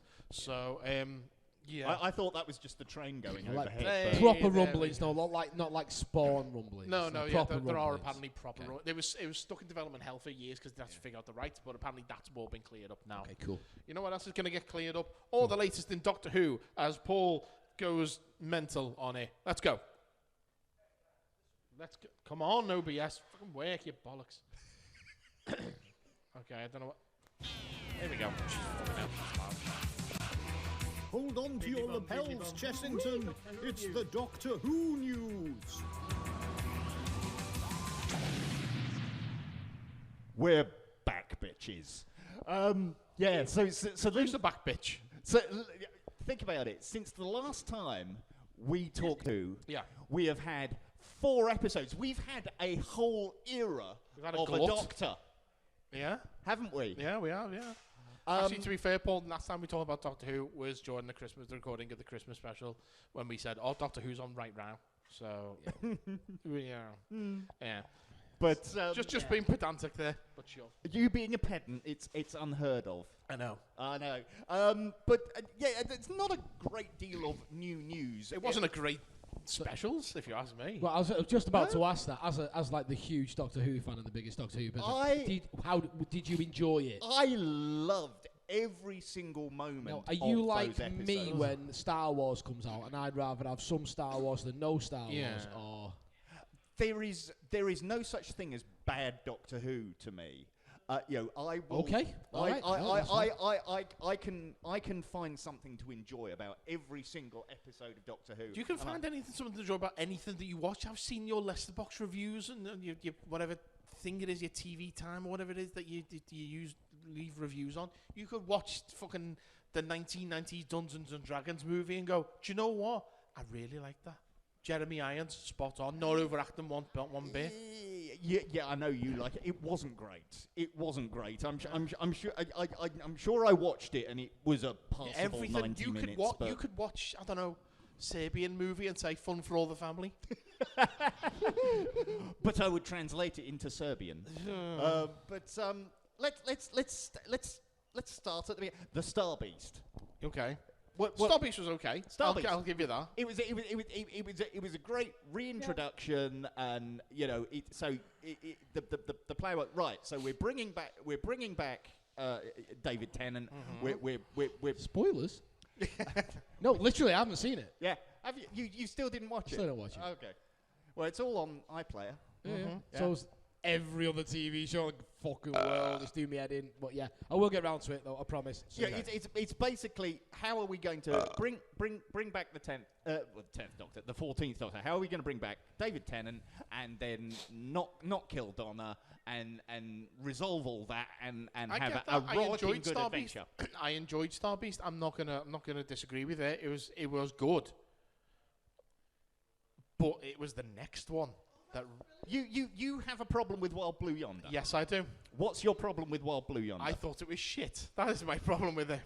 It was fucking. Maybe it's because I watched it at like 2 a.m. after we'd done the recording and everything like that, and you know, maybe it's something to do with that, me just being knackered. And I've watched it again since, but it still didn't grab me. I think the big thing is obvious green screen is obvious. I think that's just a big sticking point for me, and I think probably the main bugbear I have with it is it was built up so much to be like, oh, this is the super secret episode. We're going to tell you who's in it. We're not going to show you even a single frame of it in all the trailers. Anything that comes up, redacted. And it was literally just Catherine Tate and David Tennant on a green screen for 40 minutes talking to themselves. And, you know, I get the dialogue and everything like that was good. But, like, a bit where they run down the corridor and the just giant versions of them lumbering after themselves, that was shite. I'm sorry. It was just... It wasn't good. My arms are the wrong length. I They always get the arms wrong. They overhyped it, and if they'd have just said, "Here's an episode," and then just not really gone, "Oh, but we're not going to tell you anyone is in it, or anything. We're not going to tell you a single thing about it." If Russell had just said, "Oh, the Doctor and Donna find themselves stranded on a spaceship in deeper space," that's all we need to know.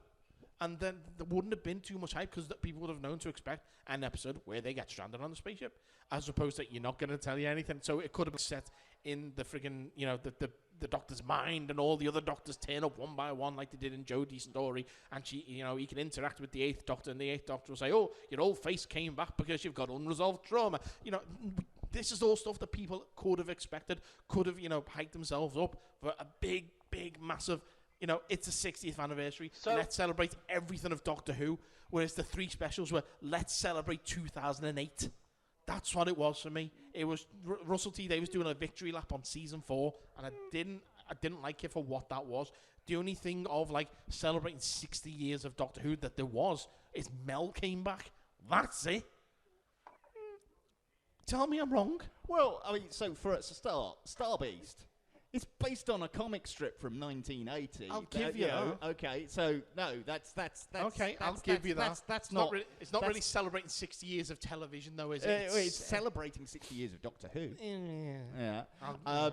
Unit is a very important part of the specials, and again. Again, I'll allow you that one because Unit was there in the 10th anniversary special. I'll let you have that. But it's not like Unit is only rolled out on anniversaries. Unit's always around. Yeah, but it hasn't hasn't been seen properly for a while. To be fair, Doctor Who hasn't been seen properly for a while. Wild Blue, they needed to do something differently for these specials, and Wild Blue Yonder, you gotta say, cheap. It didn't feel cheap at all. It really did. It 2 actors on a green screen doesn't feel cheap. No. Josh will tell you there's films that are filmed exactly the same way. If it had been 2 actors on a blue screen back in 1973, we would have been amazed. That would have looked cheap on the BBC budget. It looked cheap to me. It does not look cheap. It's not. Just because there's more detail in the background doesn't mean it's not cheap, Paul. No, it was far more interesting. I don't like you when you fight. And sorry, do you want to live with me or So Paul? the funny thing is, Don't make me choose. Go on, Amara. I can kind of see both points of view here. Like personally, I did alien horror vibes until big squishy people in the corridor. But most of it was horror vibes, and I really liked that. But also, with Mike, with you saying, "Oh, it's celebrating 60 years and stuff." Part of me is thinking, yeah, well, a lot of stuff that you brought up there, saying "Oh, it could be this or it could be that," sounds like the kind of shit that people said about Cyberpunk 2077 before that came out, and then they were let down. Yeah, but Cyberpunk 2077 wasn't celebrating 60 years of a television series. The whole point of that thing. No, that's what I'm about to say. The whole point is the whole thing's built on fan service. What with the fact that David Tennant's back, so they may as well go, "Hey, look, this is fan service. Throw everything in it." So but if they were gonna go full out. Let's celebrate the 60th anniversary by celebrating all the past stuff. They should bring all the past stuff rather than. Yeah, but that's what they've done with the anniversary stories in the past, and they wanted to do something new, as well as something celebrating old. So, in the end, the whole point of Wild Blue Yonder as sort of Act 2 of the anniversary special story is to set up what would then happen in the giggle. Yeah, no, I get that. It's just the middle chapter for me just didn't work. The giggle, fine, serviceable. And I get the bi-generation, not I wasn't overly even going to fussed on get to it. that. the giggle. Neil Patrick Harris as the toy maker. Fantastic. Yeah. Spice Girls, spice up your life. Brilliant sequence. Bonkers sequence. Yeah. Bonkers sequence. Yes, having Mel come back and the Doctor's reaction to it is, oh, hello. It's like, it's great fun. I did see someone bring up when Mel says, oh, I'm the original redhead. Someone just went, okay, say hello. And, or Liz Shaw. Because apparently, she's got a bit of ginger going on there. So. Yeah, but then, the other point, going back to the Star Beast, the Doctor's going, oh, I was the original scientific advisor. No, you weren't. No, you weren't. Liz Shaw was the original scientific advisor. You took her place. Yeah, well, technically, countermeasures comes before that as well, if you want to be really technical. So anyway, the giggle was great fun. I have no problem whatsoever with the whole bi-generation thing. Again, it was doing something new. Yeah. And it had a perfectly good reason. It meant that the Doctor up to this point could sort of park. Yeah. And I get why it happened, and I get that time of to give you that fresh start when it comes to shooting. Well, not just that, but it's like. Let's take this Doctor and he goes away and he heals himself and he gets to have. Let's just put David Tennant in a cupboard for when we need him in 10 more years' time. Yeah. For the 70th. Yes. And I mean, even in that last sort of 10 minutes that Shooty's in it, Shooty just rocked. Absolutely. He didn't really have anything to do, so I couldn't really get the sense of the character until I thought everything that he had. Just from the moment of him splitting out of David Tennant's body was absolutely fantastic. I'm not sure why the TARDIS has a giant Harley Quinn hammer in it. It was because they were still doing. They were still in the last few moments of the toy maker play rules. Yeah, but why was that in the TARDIS? Why was there a giant hammer? Because it was play rules. So that it's not actually normally there, but because they were playing, he could just basically imagine. Right, this is me finding this, and I'm going to use this to get my prize, which is like a bit of a cop out, that one. A copy of the TARDIS for that guy. One thing I have noticed about that TARDIS, is Shooty's new sonic screwdriver, which is basically just a telly remote, a fancy telly remote. Go on. It looks like the remote from Click, the Adam Sandler movie. Go on, yes. Yeah. The big view screens in the TARDIS inside, it's the same shape. Yes, this is true. But they hadn't shown his sonic screwdriver by the first time we saw that console room on screen. So I like that it was a nice little hidden Easter egg that you wouldn't get until later. I do need to. I don't like that remote. I still need to get myself a 14 Sonic, and I have absolutely no idea how I'm going to fit a 15 Sonic on that shelf. by that point when that comes out, because that's the wide boy. That's a big fucker. You can put it next to the normal telly remote. I'm not going to say what I was just about to say.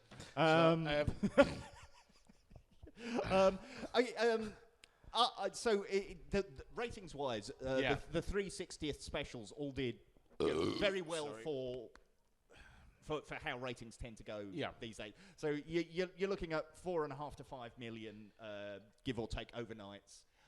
By the time you got nice viewers back there, haven't you, Doug? It's what? You got nice viewers back. It's fine. Don't worry about it. He's talking about Doug too.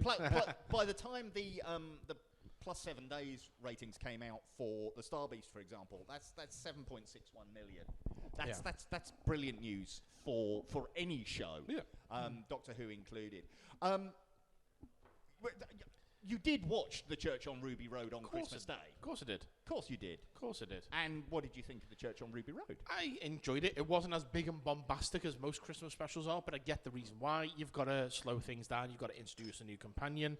It's not like you've got a one-off like Kylie when they did that Titanic episode. That can be big and bombastic because you don't need to have consequences coming from that.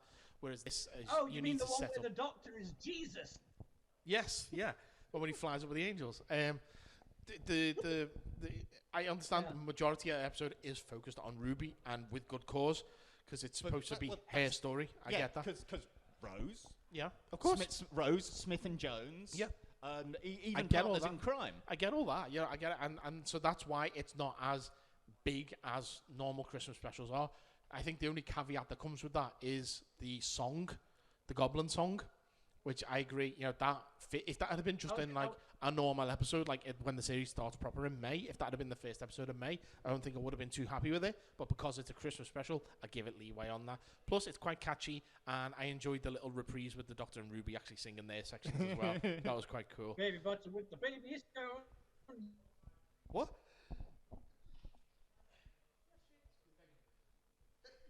Excuse me. I said baby butter with the baby scones. Oh yeah.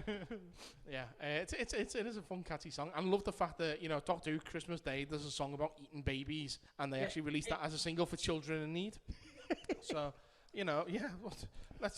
there's a lot of really lovely stuff in there. The I'll whole be honest, idea of as soon as what? Yeah. What? Paul, you should be saying Okay. what? You're the senile What? 1 year old. As soon as I heard that song, I basically thought of me and you, Mike, talking about Hagrid. Yes, it's Hagrid's song, isn't it? It's not a baby song. Yeah, it's a Hagrid song. Yeah. So do you know one thing I enjoyed? What? Is it Yolande from EastEnders was in it? Ruby's family. They always seem to have a really good track record of they do good the Yeah. families. The only family that hasn't worked was probably Martha's, but even then, I suppose in Last of the Time, What Sounds the Drums. Yeah, I suppose they've got a bit to do there, but otherwise, there's not really much they do with their families. I love this whole storyline. It's only really Martha's mum. I love this storyline of Ruby being a foundling, and obviously that's going to come back and bite us on the arse. I love how we're using the term foundling again, as if orphan wasn't a word that we've used for the last 40 years. Foundling.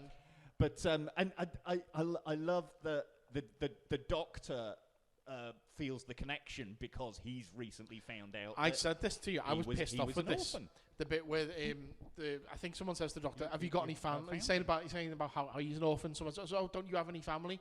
He's like, "No, I'm all alone." Fucking David Tennant lives 5 minutes away, sitting in Donald's garden in the shed. Yeah. It's just essentially his fucking brother for all intents and purposes. You said this in... No, you said this... Exactly, yeah. He's got a daughter. He's got a granddaughter out there someday. Maybe one day he'll go back. Yes, he'll go back. Related to yourself, would you? But yes. It's the closest thing to family he's got, aside from, as we just mentioned there, his daughter off in space and his granddaughter off in the future. I'm related to me last week. Yeah, but you last week doesn't live now as well. Well, yeah. Fucking 5 miles away in Chiswick. But just think about what I liked though I wouldn't was consider it as a separate person. But you can't get the fucking bus to yourself, can you? He can. The Doctor. That's what I'm saying. If I could get the bus to myself, it would still be myself. Yes, and you are family too. You are in your family, are you not? I rest my case. But I'm not in Please family do. with me because I am me and in my family. Exactly. That's my whole point. He's not alone because he can get the bus to himself. He's got family because he is his own fucking family. If you clone yourself, is that clone not your family? Yes, it is. I think you're actually missing the point that they I'm not. make. No, The clone's a different person, though. Doesn't matter. It's still you. No, the point that they actually make in the episode is that basically there's a comparison between the Doctor and his friends and family, his companions, and Ruby's mum and the foster kids. I So love how you basically, did into the Kaiser Chiefs there, Paul. Ruby. But so basically, all the Doctor's companions are basically his foster kids. Yeah, I get that. Well, yeah, I get that. That's the Doctor's family, and it's the well, family technically, he one of his chooses. companions is his mother-in-law. Let's not get into that. Yes. So, I mean, yeah, it's been a while since we dealt with that. I've been watching them all on iPlayer. I've been going from Eccleston up, and I've literally just got past Good Man Goes to War. Nice. I've done The Girl Who Waited. That was literally watched that before it came out today. I've been having so much fun watching those Matt Smith era ones again. I still attest the 11th Hour is the best introduction story for a Doctor. 11th Hour is another good example because it's the. It doesn't care about the plot for the first half. It's the companion story. Yeah. Well, it isn't. I think the first half is the Doctor's story in terms of like him finding himself as a new person. Yeah, Amy's there, but she is enamored with the Doctor as we are getting to know him. It becomes Amy's story in the second half. That's the one with fish fingers and custard, isn't it? Yes. Yeah, fish custard, yeah. Sorry, I'm just aware at the time. Here, we need to... Yeah. Sorry. I mean, Last time the main bit of news: Doctor Who back in May, so for the next series. So don't we're not going to have to wait for too long to see the next series. Over the Christmas period, the Doctor Who family lost one of their own, Richard Franklin, who played Captain Mike Yates of Unit. Which has been very confusing this week, because Danny has a colleague in work called Mike Yates as well. Oh, right. So speaking to Mike Yates the other day, and I was just like, but he's dead. Which is a shame, but salute to Richard Franklin. He actually wrote a Doctor Who play. I believe so. Yeah, called Recall Unit: The Great Teabag Mystery. Oh Jesus! Wasn't me. Which they did at the Edinburgh Fringe back in the 80s. Teabagging. Yes. The Great Teabag Mystery. But there is an obituary I did want to do, which is a little bit more personal. Doctor Who fandom lost one of their own on Christmas Day. Not just Doctor Who fandom. Well, not time-travelling fandom in total, because my mate Matt Dale was an acknowledged expert, not only on Doctor Who, but also Quantum Leap. He's a contributor to the Quantum Leap podcast. He wrote books. He successfully kickstarted. When it came to Quantum Leap, he literally wrote the book on it. Yeah. We talked about him on the show previously. I tried to get him on the show more than once, and I was last talking to him about it in September, and we just never. There was one time. I still have the notes for it. There was an episode that it looked like you weren't going to be able to record. So me and Amara were going to record, and I was going to get Matt and his mate Kevin in, and we were going to do a bit at the beginning where Matt leaps into you, and Kev was going to be his owl. And we never got to do it. But Matt was young. He was 43. And had a young family, and I'd known him for like 25 years. I met him when we both worked at the same place in Colchester. He was. I only really know him from the odd interaction that we've had online. Yeah. He was the nicest, sweetest bloke who would go out of his way for anyone. He helped me more than once to.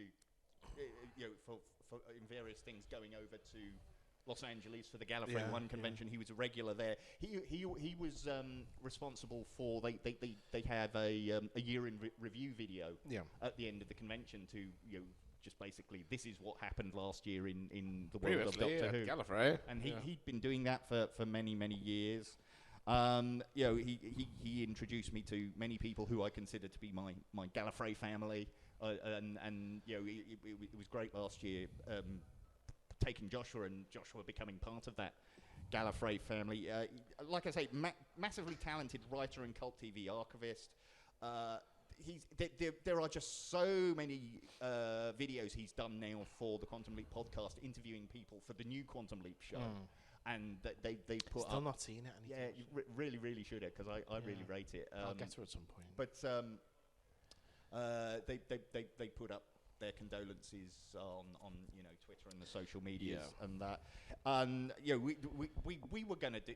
There was more than one time that we had projects that we were going to do that regrettably we're not going to get to do now. My last contact with him, it was September, and I just watched the new Quantum Leap. Microphone, Paul. Microphone. And I basically, I said to him, I love the show. The only problem I have, it's less of a logo and more of a font. And he just kind of agreed. I just can't believe that we're not going to get to do Galley again. I'm not going to get to drag him to an event in the UK, rather than having to go thousands of miles to see him. I'm not going to get to show him around Merseyside. Oh, yeah, really. There- It's just a font, isn't it? It is just a font in there. I'm comparing it to the old one, and it's Yeah. just a massive difference. I know, you get See it. the difference there? Yeah, it's just Yeah. a font. There are a lot of people across the world who have been, giving their The big ups. their big ups to, Yeah. to Matt.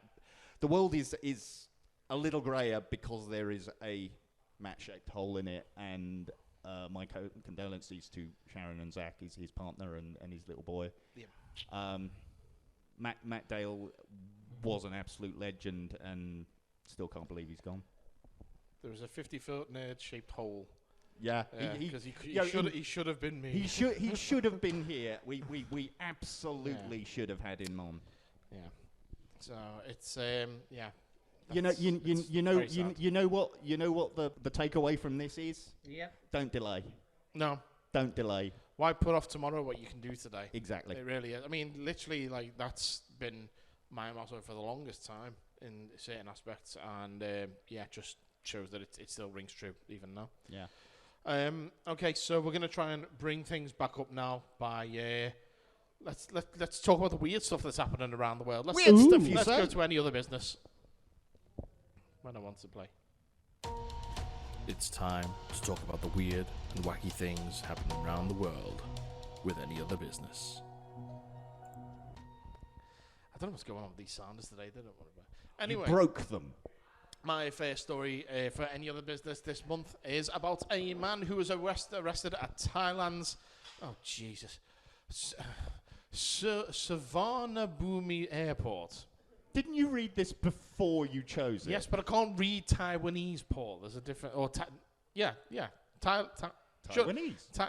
He's Taiwanese, but he was arrested in Thailand. Shut up. Anyway, he was arrested on December the 5th after he was caught by customs officers trying to smuggle 2 otters and a prairie dog onto a Taipei-bound flight.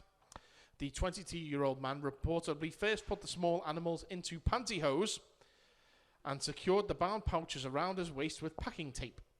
His odd behaviour and visible bulges in his pants caught the attention of officers as he was walking through an X-ray machine at the security checkpoint. Information on the incident. We're sure this isn't 10p price. Yeah, true. Information on the incident was shared by Thailand's Department of National Parks, Wildlife and Plant Conservation in a Facebook post on December the 6th. The Taiwanese man will face charges related to trafficking and prohibited goods, removing protected wildlife from their natural habitat, and attempting to export wildlife without a proper license. Are you smuggling wildlife in your pants, or are you pleased to see me? Yeah, well, if found guilty under the current law, he could face a fine of up to $30,000. That would be Taiwanese 945,135 units of currency, and between 4 to 10 years in prison. According to reports, the Asian small-clawed otters, which the man attempted to bring into Taiwan, are a protected species. Oh. So they're so protected, he put them down as keks and tried to get them on a plane, as you do. My next story is, well, it's a very recent one because it's all about Christmas. This is the story of David Grisham, who carried a sign during the morning drop-off at Sleepy Hollow Elementary in Amarillo, Texas, that read, "Santa is fake, Jesus is real." He was also dressed as the Grinch at the time while he did this. Oh, I've heard this story. Parents, as you can imagine, were not happy to see him. This is from ABC7Amarillo.com. Previous story was from TaiwanNews.com.tw. One dad grabbed the sign and threw it on the ground. Another parent told ABC7 News that Grisham shouldn't be pushing his agenda against other people's kids. His agenda? Santa is It's funny because he's also the type that would complain if someone was outside with a pride flag. Exactly. Police were called to the school but did not arrest the Grinch, which is a weird sentence to say. APD said that Grisham... Was that? Did they shoot him? No, it doesn't say so. They said that he was lawfully on the sidewalk and not breaking any laws. Yeah, it sounds about fucking right. The news asked Grisham if he understood why the parents would be upset, and he said, "I understand why they're upset. They're upset because they're prideful and don't want to admit their lying to children is wrong in spite of God's words. They're more concerned with the traditions of men rather than the truth, and they double down on the lie because of the pride, and they are angry because they want to blame the person telling the truth than than the one who told the lie that prompted the truth to expose the lie. What? Yeah, What? so basically, his excuse was, I know they're mad, but blah, blah, Jesus, blah, blah, blah. They don't want to be seen as a liar in the eyes Mike, of have the you not got a child. Grinch? Have you not got a Grinch voice? On the top of a mountain. No, I've only ever seen that Jim Carrey Grinch movie once. Yeah, me too. But that voice though. I Awesome. can't do it. No, never mind. Nah, Never nah, mind. nah. I'd have to watch it more. I can't. And I can't do a Benedict Cumberbatch Grinch voice because no. That one doesn't Can count. anyone do an impression of Benedict Cumberbatch? I don't think there is an impression. He's just got. Is that the one generic where voice. people started photoshopping the sign? So it was like I don't the Grinch, know. but he's like, like a billboard where the Grinch is like, yeah, I'm gonna fuck your dad, and all of this. ABC 7 News also asked Grisham why he would choose to ruin the magic of Christmas for kids, and he replied, I'm not concerned about the magic of Christmas, but the miracle of Christmas in the virgin birth of Jesus Christ. Sleepy Hollow principal Kelsey Williams said Grisham was... What? Did anyone point out to him that Jesus was born in the summer? I don't know. I can only read what's in the article. He said that Grisham was unwanted and uninvited. I'm saddened by the fact that some of our kiddos and families were frightened because of him. I'm the principal of a school, goddammit. Ding. It's worth noting that I say. the rest of the article is just talking about the origins of Santa and St. Nicholas. Okay, and my final news story this month. You read something there that you shouldn't have done. Naughty. Don't look. Naughty. I can't see that. Because he's old and he's blind. Okay, the final story is about a Bigfoot sighting. Oh, This okay. is a elusive Bigfoot spotted in Washington State. Local authorities investigate unusual sightings from January 6th, 2024, so from today. Washington State. In a bizarre turn of events, reports of a Bigfoot sighting have emerged in the scenic wilderness of Washington State, leaving residents both bewildered and intrigued. What initially started as a seemingly ordinary report has taken an unexpected twist, with witnesses claiming that the elusive creature is making unexpected appearances at various locations around the state. Local authorities are investigating the sightings, which began as typical reports of a large, hairy figure walking through the dense forests. Eyewitnesses who initially hesitated to come forward fearing ridicule, describing the creature as standing over 7 foot tall and possessing an eerie yet somehow benign presence. One witness, Cindy Johnson, recounted her encounter at the Mount Rainier National Park. I was hiking with my dog when I first saw it. At first, I thought it was a bear, but when it stood up and looked at me, I couldn't believe my eyes. It was Bigfoot, no doubt about it. I'd laugh if it turns out that it's just Brian Blessed on holiday. As news of the sighting spread, local authorities organised a press conference to address the growing curiosity and concern about its precedents. Mayor Richard Thompson assured the public that the situation was being taken seriously and urged everyone to remain calm while the investigation unfolded. However, the Bigfoot saga took an unexpected turn during a city ceremony when, according to multiple witnesses, the creature made a grand entrance by skateboarding past the mayor, leaving the crowd in a mix of shock and laughter. Video footage of the incident went viral on social media, adding a surreal twist to the already peculiar situation. Mayor Thompson, visibly amused but maintaining his composure, commented, I've been in public service for many years, and this is certainly a first. We'll continue to investigate these sightings and assess any potential threat to public safety. As the story continued to evolve, even more unusual details emerged. Local families reported receiving invitations from Bigfoot to visit his purportedly cozy Airbnb deep in the woods. The creature, according to these accounts, was said to be a gracious host, offering guests homemade pinecone souvenirs and organising impromptu campfire sing-alongs. While skepticism remains high, the local community is beginning to embrace the bizarre phenomenon, and some even organising Bigfoot watch events to catch a glimpse of the legendary creature themselves. As the investigation into the Washington State Bigfoot sightings continues, residents are left to ponder the possibility that this legendary creature may not be as elusive as once believed, and that it may be more interested in hosting families and perfecting its skateboarding skills than staying hidden in the shadows. That story is from a website called ChatGPT, because I couldn't find another news story. so I made one up.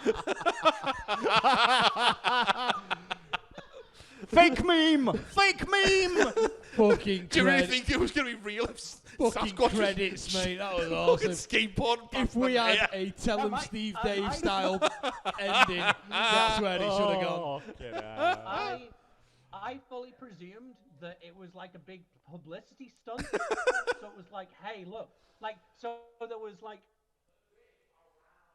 one sighting that was people kept saying was Bigfoot, but then the rest of it was like people trying like Bigfoot town. Well, So like there was one guy that's fucking. He's like, oh, I know how to take advantage of this. Puts on his Bigfoot costume and gets his skateboard.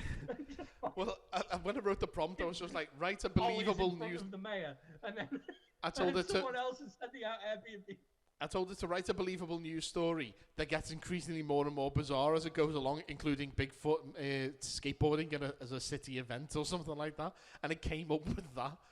I don't know where the Airbnb of it all came from, but sure.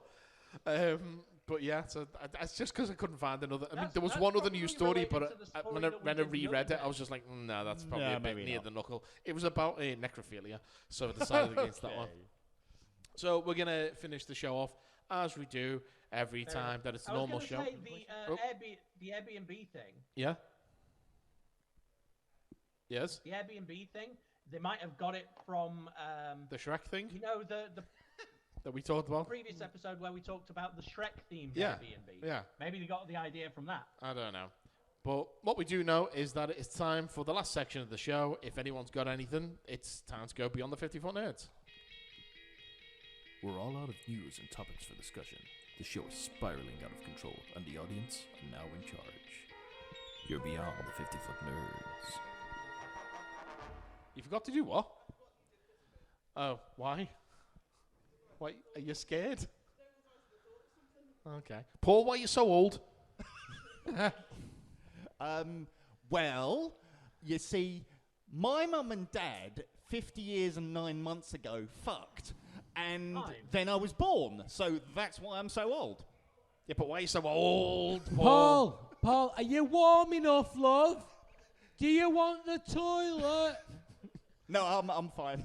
All right, mate. Thank you, Paul, this is the time of year that, you've got to make sure that you are fully wrapped up because, this is the time when elderly people do die off more and more so. You're on, them adverts at Christmas where it's just like, Paul is at home, staring out of the window. He has no friends. So he rings the Samaritans. You got the life insurance? Oh, that's good. That's all right then, yeah. Turn off the heating at night. Your version of this live insurance says, if you can just £2 a month.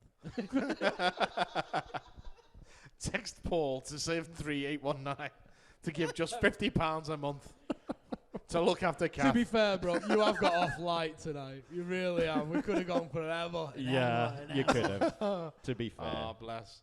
I remember 10 years ago when you got your Cyberman head birthday cake. Yes, I did. And we had that karaoke night. Yeah. Oh, yes, yeah.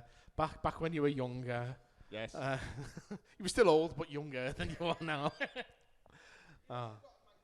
Yes, he did. He got a Borat-style mankini. Back when Hey, Josh did you was wear getting it? in trouble. He did? There is a photo. I mean, What do you think? I've had one of them, and I did not like it. Yeah. I am not a fan Oh, of them. there we go. Oh, no, I did it properly. Like, that's all I just wore that. Just In public? Yeah. yeah, but it was for your birthday. I was on holiday. No, I was on holiday. Oh, there you on go. holiday with I was lads. going to say your birthday's in December, mate. You would have been a bit chilly. Go. Yeah, well, I didn't like it anyway. No. No. Never met another That's dude his just wore one, excuse. that's all. You could be mankini buddies. Paul's is more of a granddad kini. Have you got any questions? Right, so apparently the audience doesn't have any questions. I only put one together, and not going to lie, it's not my best work. Okay. But if you could, using the... Because I didn't want to do this now after the conversation we started the night with the variants and whatnot. Yeah. But if you could take a variant of a character... We've already done variants, mate, last month for this. Get on the podcast feed. Okay, so a variant from a group, So if you want to pick the Avengers or you want to pick the Justice League, Yeah, Macho Mike is here again. a variant comes into play with no powers. Who would you choose to come in? Okay, on Spider-Man the animated series, I think like the last episode, they had the Spider Wars, on like a multiverse variant of Spider-Man all come together. And it was him, and he was the powerless. actor. He was just an actor playing Peter Parker on TV. Yeah, it was Christopher Daniel Barnes, the actual actor, playing himself, playing Spider-Man. Yeah. So in which group would you take out someone who their variant was going to tip up? But Okay. they didn't have powers. Say like it was the Avengers. I've got to take out one of the characters and replace them with someone who doesn't have any superpowers. It's them, but no powers. Hawkeye. Nailed it. Exactly. Nailed Doesn't have it. any fucking Nailed powers. it. Nailed it. Nailed it. At least the Black Widow is just like superhuman reflexes and stuff I- because there's no Red Room. I think it'd be interesting to have Bruce Banner as opposed to the Hulk. Okay. So he would be scientist Bruce Banner. So he just gets everything done because there's nothing getting in his way. Yeah. I'd love to It's see not that in like- the Avengers. That's the secret captain. I'm always angry. And he just walks towards that Leviathan and then flies towards and goes, and then crashes into him and he dies. I'm always angry and I'm incredibly optimistic. Ooh, you this is going to bastard. work. Get away. Oh, Manu. Man, What you've obviously thought about this. What would I you thought go about with? a few. The one was Hawkeye, obviously. I was going to do that, because he didn't do it anyway. And there's a lot of people without powers. But if you've got the... what's that X robot, Force. Amara? Stop it, Paul. What's up, Just the dad. It's not... Just dad the from dad, X apparently. Force. You know the dad. You know, just the guy who. No, The dad, the guy. the dad, you know the dad. You know the dad. Yeah, the dad. Well, anyway, guy. well, Deadpool. You bastard. Oh yeah, the Family Guy. So mine would be just to absolutely derail the entire Justice I'm always League. angry. I would have Bruce Wayne. Oh, yeah. Another Bruce Wayne whose parents didn't die. Really Oh, so happy. he's just some snobby rich A kid. massive billionaire bell end. Yeah. And he's like, so? Does it affect me? No, it doesn't affect You me. mean a Bruce Wayne whose parents didn't fake their death to run away from That's him? right. To go and live in Smallville and then adopt a child from another that they planet. found in the grass. Yeah, that one. Yeah. Oh, God. These questions are always stupid. Questions are always stupid. Oh, God. I'll and- be and honest, no- I forgot that any other business was a section today for some reason. It's not like you get sent the show notes that say on there, like, or nothing. Yeah, I've closed that already. Oh, yeah, we got a question. Go on. Well, you know when you were talking about Doctor Who and going back, We're talking about Doctor Who going back. moving back to when he could go and see himself. Yeah. And you were saying That's what he does. Yeah. Yes. If you're on your own, are you actually classed as having family? If you're on your own, are you classed as having family? If there's more than one of you on your own, then yes. I would say so. That's No. my whole you're argument. both- It's yourself. paradoxical, sir. Because if you We've buy had this yourself, fucking argument but you're already. by yourself. Yeah. It's like saying the film Multiplicity. Okay, so you've got Michael Keaton in a house full of Michael Keatons. What a pull! Is he on his own? There's 20 of the Michael Keatons in the house with him. Is he on his own? But are they classed as family still? Okay, but I'm asking you a question first. If Okay, Michael if, Keaton's if there's two of you, so you're twins, are they family? Yeah, because then if there's twins with two separate people. Twins are family. no, Yeah. genetically you're the same person Same if you're person. identical twins. You're part of your family.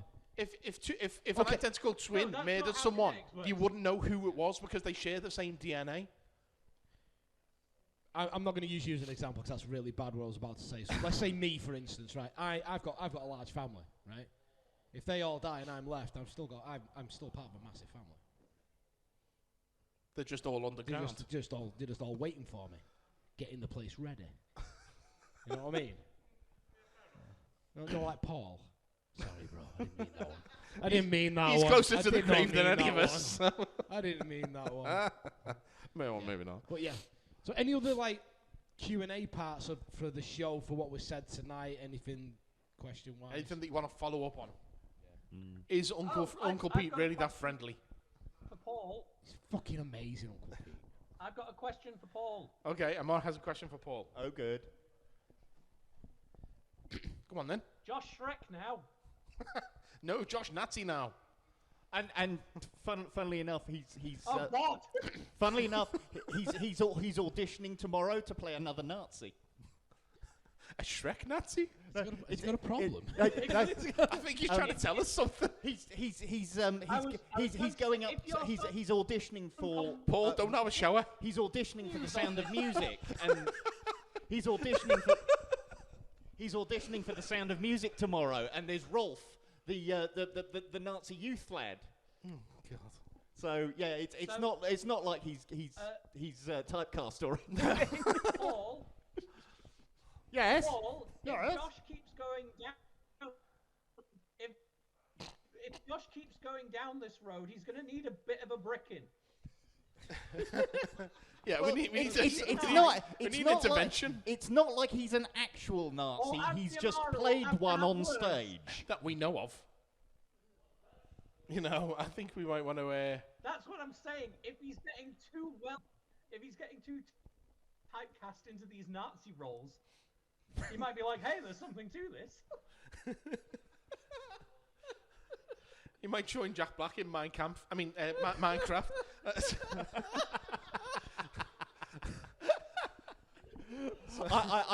I'm sure his mother and I will keep him on the straight and narrow. Yeah, because that's what all the Nazi leaders are saying. Don't worry, we'll keep him on the straight and narrow. Yeah, that's for fuck's sake. Oh, I didn't think we'd end Paul's birthday after I talking about his son becoming a Nazi. Fucking method actor. Oh my God. Paul, if you ever play hide and seek, don't go in the loft. That's all I'm saying. I'm not going in the shower either. I said that before. Oh my God. Yeah.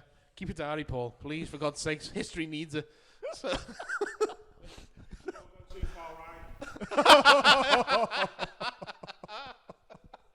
I didn't hear that bit.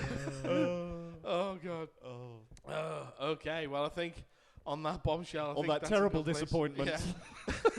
Hi, Joshua. You're a terrible disappointment. Let's leave the show there. Thank you to Josh and Uncle Pete for coming on. Sorry you guys couldn't stick around to hear all the fun that we've had about Nazis. I really don't know. We're at Anime Con next month. Yeah, our next show. We've got two shows on the same day. On the, I want to say, is it the 3rd of February? I don't have my diary with me. Calendar. I know. Yes, Saturday the 3rd of February. It's a busy day for the 50-foot nerds. We've got two shows. We're at Liverpool Anime Con, Aintree Racecourse in the afternoon. I believe we've got a show on the main stage at 3 p.m, if I'm right. But we're definitely there that day. Anyway, we're there all day. We've got a table, so come and say hello if you're around. And then after that, we're coming here to do our show at Geek Retreat Warrington. Busy, busy day for us. So, yeah, Amara, make sure you write it down, please. Don't email me literally like in the week saying, is the show this week? What time's the show? Because there's a fucking poster on the Facebook page that tells you everything you need to know every month. No, you can't deny it because we've got the messages. But yeah, that's the next 50-foot nerd show anyway. As I say, two shows, one day. You know, it's like buses. But if you like the 50-foot nerds and you like what we do, then why don't you check out the video versions that we do on Patreon? It's over at patreon.com/50-foot nerds. FIFTY FOOT NERDS. It's only £1 a month for all the fun. Paul got for his birthday. Yes, you can see what Paul got for his birthday. Yeah, we have a lot of fun over there. And the Christmas, by the way, for patrons, the video version of the Christmas special is coming. It's just been a bit of a delay in getting it sorted because it's a lot of work to do for this one. It's not just a normal episode where I just throw the video straight up. There's a lot of editing needs to be done with it being the throwdown, cut between camera angles and stuff. But it is coming. I promise you that it will be there soon. In terms of other stuff on the Patreon, there will be a new, a special Patreon audio special soon. I'm just waiting for it to happen. I can't really say any more than that at the moment, but as soon as I know any more, I'll let you guys know more. Let's see. On the Patreon, I say we've got the entire back catalogue, though, of all the bonus Patreon versions we've put out. The Patreon versions always come with extra audio content at the start and end of each episode.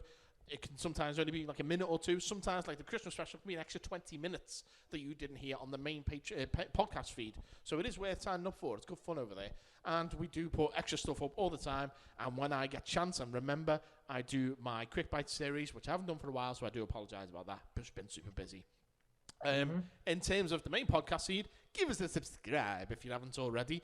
May I not recommend this to your friends? I'm saying this to the camera as if you can see me, but you can't because it's the audio. Because you're not version. a Patreon member yet. Exactly, that's true. Yeah, that's why. So if you want this to come personal, then looking, sign up. do you know what as well? Us that are here tonight, we're not that great looking. But I tell you what, Speak for your fucking self. That Uncle Pete and that Josh, though, god damn, I know. that's worth a pound. It's worth There's a reason why there was a shower scene mentioned in that Christmas special. Yeah, Let me tell you. worth a quid. But as I say, if you enjoy the show, why don't pass the message on to other people? They may enjoy it as well. And if you're in the Warrington area, come down to the show because it's good fun, isn't it? Isn't it? Yes. Good. Okay. Get more people down there. But yeah, trying to think. If why not like us on the Facebooks and that? We're on Threads. We're on X. I don't really use them, but we're there. We got an Instagram. I don't really use it, but it's there. Yeah, we're just all over the shop. Just have a little look around. We've got a merchandise store. It's over at tinyurl.com/50foot store. That's 50FT store.